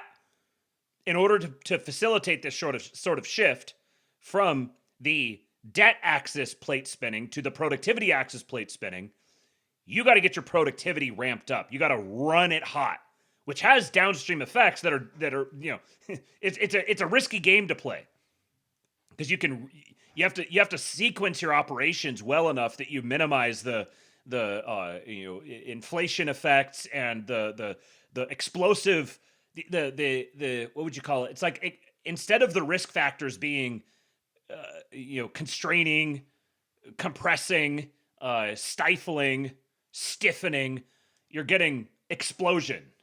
So there's a whole different set of risk factors that have to be managed with that. But in order to facilitate this sort of switch, you've really got to get things cranked up fast. Having that refinery over in Texas, California is producing, it's cut a lot of red tape, and that also is for our throughputs, for our businesses, for more efficiency for the executive branch. He's cut taxes. He's made it to where our actual government is trying to sponsor and help businesses actually grow. So this is all about productivity. Now, what about the output? Well, that's our trade lanes and our trade deals. So he's secured our trade lanes with the Strait of Hormuz, Malacca, Panama, and then with the trade deals, over $20 trillion worth of investments so far. So then we get over to the great shift. Okay, if we want to have this all go on, where we want our units to be based off of productivity, you first have to clear out the market. DTCC is tokenizing. Trump accounts it's creating an index of that market. And it's not picking and choosing. It's clearly an index. So you can draw from that for securities and assets, and everything's going to be tokenized. So that cuts out all the fraud, right? And then you have competing issuers of those stable coins that are collateralizing based off of that. But DTCC is the Depository Trust and Clearing Corporation, an American financial market infrastructure company that provides clearing, settlement, and trade reporting services to financial market participants. It performs the exchange of securities on behalf of buyers and sellers and functions as a central securities depository by providing central custody of securities. That's what he's saying, that they're tokenizing. But how do we organize the great shift? Well, you have to engineer a panic cell to where all the debt that is out there, and remember about the debt, it is the core problem our country faces because it is 1/3, the interest payment alone is 1/3 of the budget. Now, who are the holders? Now, they're located in the Cayman Islands, that's banks and corporations. But who are the buyers? That's the UK and the EU and our supposed allies. But remember, we just had Trump pulled down their pants over the Strait of Hormuz saying, well, you guys aren't even helping us anyway. But who are the sellers? The sellers are the BRICS nations. And remember, the BRICS unit, that is what's being backed by gold. So that's what, at the end state of all of this, our stablecoin issuers have to be competing against. So they have to be backing by more than just government debt. So it has to be assets and securities, right? So for this great shift to happen, all the laws have to be done. We have to have the Fed under our control, and that battle's going on for the battle to control the Fed governance, going against Lisa Cook and Jerome Powell. So that way the Fed can buy up all of that debt that gets dumped in equities when we pull out of NATO, because those are the bastards that didn't even help us. We've discredited it already by saying, well, that debt was all based on fraud in the first place. We give them Fed notes. Meanwhile, the Fed doesn't even have a CBDC to play in the digital economy. And it's the issuers that get all the assets, securities, and U.S. equities. So that way we can remove the threat of a massive foreign-held dump of all of our equities, which could literally disrupt our entire economy. Meanwhile, the whole plate is kept spinning by Trump doing all of these things. So this is happening, man. And these issuers are going to be competing. They're going to be transparent about it, because all of their units, they have to be one-to-one backed. And it's the codicils inside the Clarity Act of the tokenization that makes them that's the most impactful. And they started to run around about the yield on stablecoins when we had that report just out that, well, there's really no risk of deposit flight in the first place. So like I said, the whole yield argument about stablecoins was a farce in the first place. It was to get everybody off the scent of tokenization being the real goal of this. Meanwhile, Trump accounts are going live, and that's an index. And then we're trying to get control of the Fed, so that way we can buy up all that debt in the case of the panic sell when we try and pull out of NATO. Meanwhile, Trump has concentrated our inputs, throughputs, and outputs. So we can move from the axis upon which the United States is spinning, from debt to productivity. Meanwhile, we preserve global stability. It's a mad, mad world, man. SEC and CFTC has already put out an announcement that they're already working on the rules for when Clarity Act is passed. Getting control of the Fed is the last piece of this puzzle. That's why that battle is so important to win. Not only to get rid of the CBDC, to cut them out of this entire new economy, get them banned. But even if we only get the ban for 2030, you have to understand that these stablecoins are going to be flooding out there based off a 2-year treasury. Yeah, that keeps the whole debt plate spinning, but they can switch on a dime if there's any instability in that market to tokenize securities and assets. And CFTC and SEC are going to be writing those rules. And they can write them on the fly in response to instability. Say we pull out of NATO and they dump all of our equities. Well, we have buyers lined up for all of it. You see how all these things are getting mitigated? It's fucking awesome when you understand the broader play of all of it. And you understand what the tech actually is. It's a secure, transparent way of moving value, right? But it has all of these implications and consequences from here forward. What's really going to be hilarious is when the panic comes and then we start selling Fed notes for all that debt, and then all the debt gets housed with the Fed, and then they have to sell their assets to buy up the debt to the issuers, but the feckless got the Fed notes, and all that's going to be going away in the first place because Fed notes are being abandoned, and so is the debt, leaving them with basically nothing. You say, well, it's all based on fraud. We're not going to pay. And now you're only dealing with one holder of all of it, and it's the Fed. And who is heading up all of the fraud task force? Who's in charge of that? Remind me. This new fraud commission that's just been commissioned by the president, with Mr. J.D. Vance sitting at the head of it. I haven't seen one of the only guys I've seen talking about the connection between the debt and the fraud. How much of the debt was purely fraud? And if you can identify the culprits who ultimately facilitated the fraud, like the whole way that the entire Eurodollar system has existed is the US maintains this trade deficit. All these other countries, all these other banks, the City of London proxies, hold all these U.S. treasuries that they can then use to tail wag the dog, manipulate the market, drive the value of the debt of the dollar up and down, dictate American domestic interest rates. And this is how they would hold American presidents hostage. Well, if you do something you don't like, we're just going to dump all of these US treasuries on you. Well, the catch there is that they've built their entire financial system off of them holding US treasuries. So so it's kind of a poison pill. Who's going to get hit harder if they dump them? Well, what if you set it up to where they intentionally dump them and you have a buyer lined up immediately to absorb all of them, to contain the price, the market impacts of them mass dumping them, and you use that opportunity of them mass divesting in this one way to pivot the system over to the new model. It's still the dollar, because it's the whole dollar infrastructure, but now it's a digital dollar instead of the traditional Fed note dollar. And then you just paid everybody with Fed notes that no one's going to even fucking use because we got stable coins going around that's backed and audited by representations of productivity of the real economy. That's what's so important about getting the throughputs, outputs, and inputs all rip-roaring ready to go. So that way, by the time you back the stable coins with the securities, the representations of it, boom. Now we're off to the races. I love his laugh. Okay, so here's, he kind of covers a lot of the same ground with this one, but you can see the graphic a little bit better, and he does touch on a few more things in this one. Again, this is Vincent Scott on X, at Vincent SCO72192. He's also on TikTok. And you can just go to the Substack afterwards and get the links for the Substack post for this. So it says the scam equals Congress runs a deficit that turns to debt, which is auto-bought by the issuer of the unit we are forced to use. This is debt, and inflation is endless.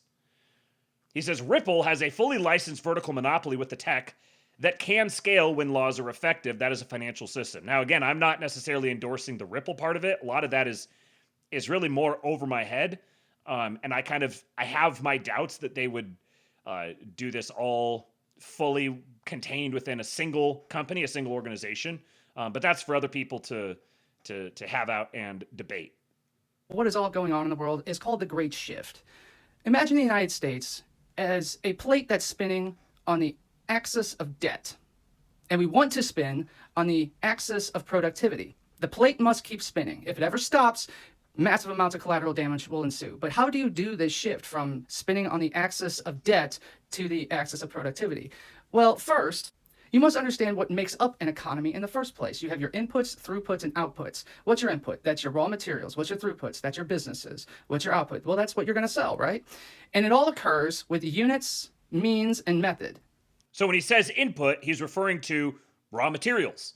So this could be lumber, this could be oil, this could be critical minerals, this could be anything, any of the raw materials. The throughput would be the businesses that turn the raw materials into finished goods that get sold. So it's pretty broad because this covers all sorts of different categories, but you have to get the inputs, the throughputs, and the outputs lined up and facilitated in such a way that you can take the foundation and it's like Indiana Jones with the you gotta yank it off and put the other thing on in its place without triggering the apocalypse. So all of that activity occurs with units, and right now we use Fed notes. Under the new system, we're going to use issuers, and the current means is through Forex, whatnot, and the new will be digital assets for how we're moving that value. And the method currently is under SWIFT, but future it will be under DLT. So you have issuers and then you have units. Right now, the issuer is the Fed that issues Fed notes based on debt. The model that they're moving toward is where the issuers will be stablecoins issuers. Those stablecoins are going to be required to be transparent and backed one-to-one with real value. The means of it will be, right now, it's Forex. So foreign exchange trades, the currency markets. That's going to be replaced with digital assets. So he says XRP, and I think part of the premise here is that the issuers, it's not just going to be one single stablecoin. I think there's going to be a number of different issuers. Once they get all of the market architecture legislation established, then different issuers can issue their own stablecoins.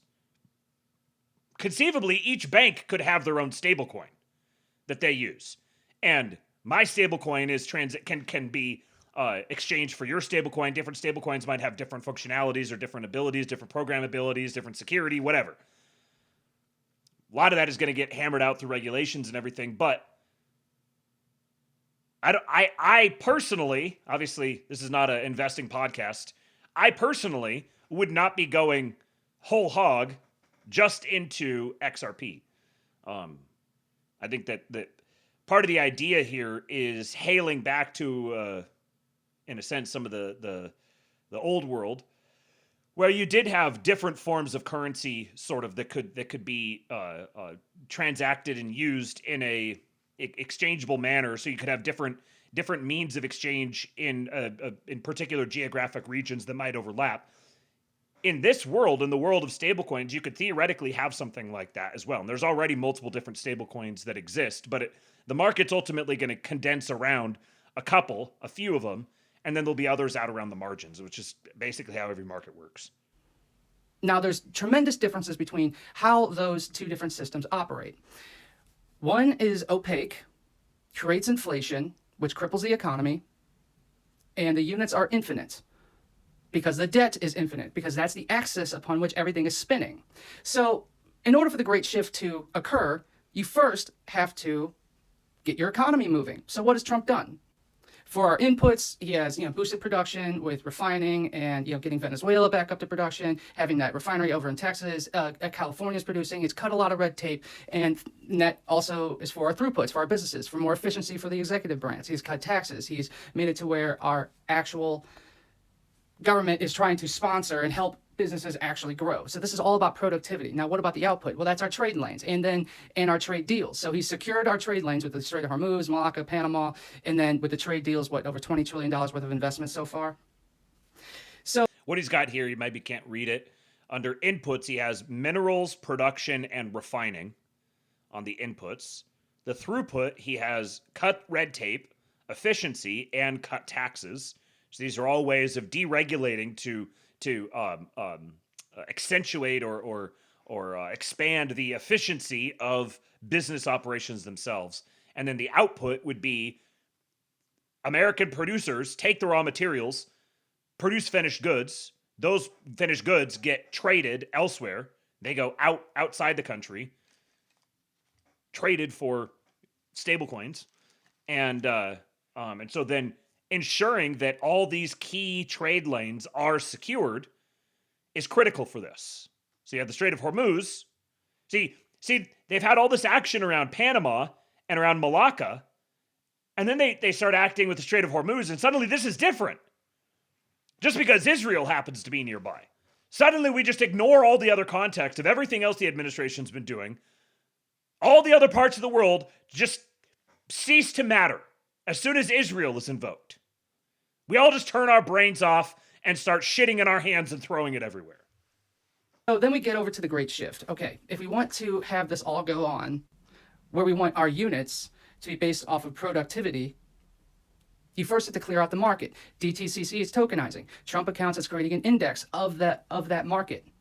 And it's not picking and choosing. It's clearly an index. So you can draw from that for securities and assets, and everything's going to be tokenized. So that cuts out all the fraud, right? And then you have competing issuers of those stable coins that are collateralizing based off of that. But how do we organize the great shift? Well, you have to engineer a panic sell to where all the debt that is out there, and remember about the debt, it is the core problem our country faces because it is 1/3, the interest payment alone is 1/3 of the... Real quick, before he goes to that. So you have different competing issuers of stablecoins. Those stablecoin issuers are required to retain on their balance sheets one-to-one value correspondence in assets and securities to backstop the issuance of those stablecoins. This is part of the significance of both the Genius Act and the Clarity Act, is they're laying down the like all of the the whole crypto world and all the people who are into like DeFi and everything. They've just been like, give us something. Just give us some sort of standard to operate within. Give us some rules. Tell us how to play the game. And up until the re-election of Trump, the U.S. government's official policy was, we're not going to give you any guidance at all, but if you get it wrong, then we're going to destroy you. So it's just give us any guidance whatsoever.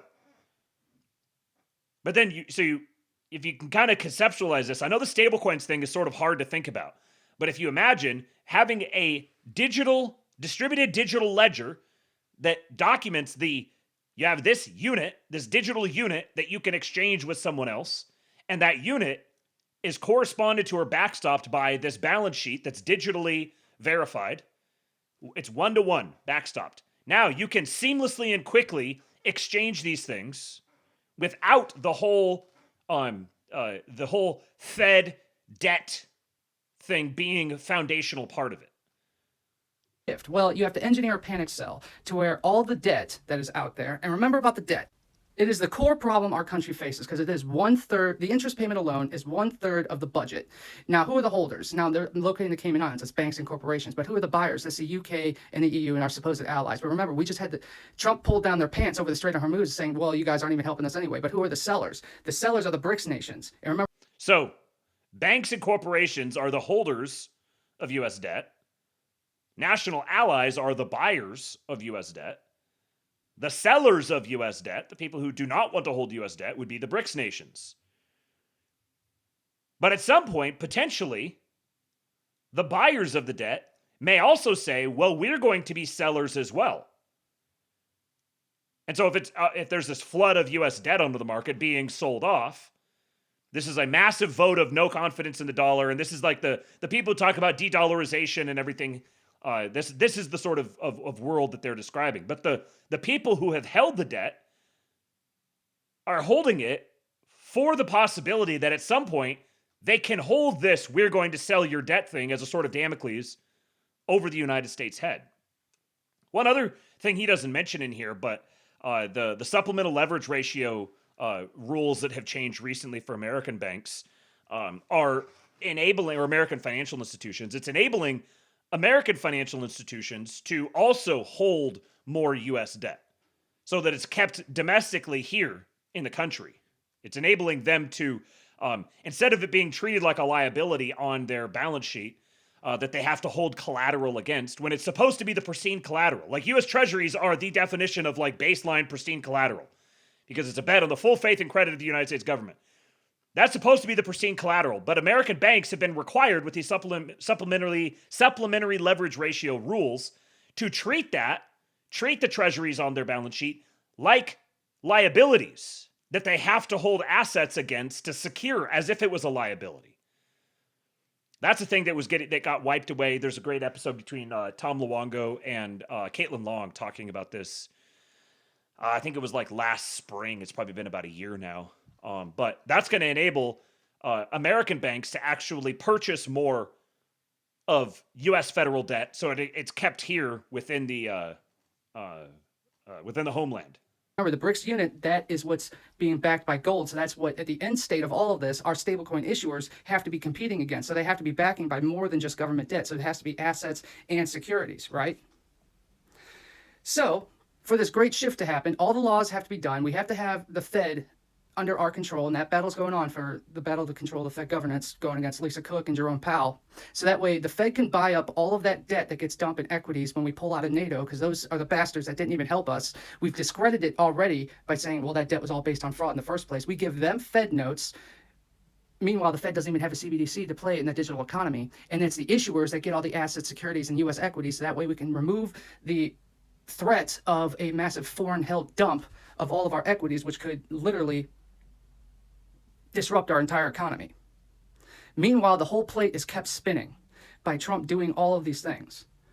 So this is happening, man, and these issuers are going to be competing. They're going to be transparent about it, because all of their units, they have to be one-to-one backed. And it's the codicils inside the Clarity Act of the tokenization that makes them that's the most impactful. And they started to run around about the yield on stablecoins when we had that report just out that, well, if there's really no risk of deposit flight in the first place. So like I said, the whole yield argument about stablecoins was a farce in the first place. It was to get everybody off the scent of tokenization being the real goal of this. Meanwhile, Trump accounts are going live, and that's an index. And then we're trying to get control of the Fed, so that way we can buy up all that debt in the case of the panic sell when we try and pull out of NATO. Meanwhile, Trump has concentrated our inputs, throughputs, and outputs. So we can move from the axis upon which the United States is spinning, from debt to productivity. Meanwhile, we preserve global stability. Go follow the man and go throw him some shekels as well. He's been going through some tough stuff lately, and he was away from posting for a little while, but he's back, and it is good to see him. And yeah, go give him a follow. One point I want to make here, real quick at the end, is regarding NATO. I've actually been speculating for a little bit now that I don't know that the United States or that Trump even necessarily wants to pull out of NATO. I think that here's what I mean. Imagine a Europe that actually was not like, I think you think of NATO being this thing that binds America to the fate of Europe, and Europe is totally unreliable. They're this like dead weight. But if enough of this sort of stuff is able to be implemented, then suddenly NATO becomes an institution that could be used by the United States to control the reckless behavior of increasingly deranged European nations. And it's sort of flipping things around a little bit, but I could see that becoming a priority, because if Europe continues on its current trajectory, if Europe totally spirals out and collapses and devolves into war and conflict and everything, it's not going to be good for the United States. We want to retain our market to be able to sell into. We want them to be wealthy and successful and prosperous. They just need to be sane. And so NATO actually could end up becoming a leverage tool that where the threat of pulling out of NATO and all of the, I think it's like $800 billion or something like that a year, all of that being withdrawn from Europe, that threat actually becomes a sort of Damocles over Europe. And it may be incumbent upon the United States to remain in NATO precisely to contain the Europeans until they can cycle out their leadership class and get some non-insane people running their show over there. So, imagine fast forwarding 5 or 10 years and the situation in Europe has degenerated to the point where they're like, oh yeah, we're reindustrializing and we're spinning up our military so we can go just start flinging ourselves around at everybody near us. And the United States may have an interest in retaining the relationship to NATO precisely so that they can constrain Europe. And I know the Europeans, they already see themselves as the poor, victimized, oppressed peoples who are controlled by the great Satan of the United States. So that would probably make that even worse, but they need to be underanged. They need to be sanified. Living Dead says if it were worth leaving NATO, this admin would have already made concrete moves to do that. Yeah, I kind of suspect they're actually not going to leave NATO precisely for this reason, because they need to be able to retain leverage over Europe. And I think we're probably going to see, if you were to fast forward 10 years from now, I think the state of play would be much more like Russia and the United States actually growing closer together and having a cooperative role in constraining the excesses, let's say, of Europe. They need the MAGA cock. Yeah. Stop raping, sir. All right, guys. That is all that I've got for you. Enjoy the rest of your Friday. Make sure you show up tomorrow, probably around 5 p.m. Central Time or so, for the great and glorious Pseudowave. It's going to be a good one. Gone in 60 seconds. Make sure you guys come join us for that. It should be a good time. He had a rough week this week, he said, but his refuge in the rough week was preparing some propaganda for you. So show your appreciation for the man. Show up tomorrow here on the ASTROLAB for the Pseudolab, and make sure you follow me wherever you should. on X, Telegram, at Kingpilled for both of those. You can support the show by going to tips.kingpilled.com, helping me to pay my bills. This is the primary way that I support my family. So I am deeply indebted to all of you for your guys' support. Tips.kingpilled.com. You can do that any time of the day or night, and I will give you a shout out. Thank you for your guys' support over on Kick, the gifted subs, the subscriptions, all that sort of stuff. And you can also go to Venmo or Cash App at Kingpilled, and let me know when you do, so I make sure you guys get a shout out for that. Follow me on Substack. That's the ultimate backstop of where everything gets posted. Leave me a 5-star rating and review on the podcatchers. Please do that. Share the show with people. We'd like to grow. We'd like to get a little bit bigger than we are now. And last but not least, go join the Kingpilled Discord, kingpilled.com. We will have a voice chat tonight, a Friday night voice chat in the Kingpilled Discord, probably about, probably about 8 p.m. Central. We'll get started in there. So if you have not joined, this is a good time to do it. And I will be back for... Yeah, Wit says join the fucking Discord. You can go hang out with Wit and Slutty Milk and Straight Buster and It's Dammit Jeremy and Kate and see any other names that I see right now. None other that I know. And Mrs. Kingpilled, of course. Yeah, it is a party in there. Superior B, there he is. Another one. Look at my Discord Americans. Oh, all right, guys. Enjoy your weekend for my my Orthodox brethren. Dave, the gayest man, he is there as well. For all my Orthodox brethren, happy Pascha. Christ is risen, and I will be back for Monday's show, Monday's Lab. We'll have the Pseudo Lab tomorrow, and then regular Monday Lab Monday morning. I'll see you guys then. Until then, I leave you with Hulk. When they took a shot at my hero, and they tried to kill the next president of the United States, enough was enough. And I said, let Trumpomania run wild, brother. Let Trumpomania rule again. Let Trumpomania make America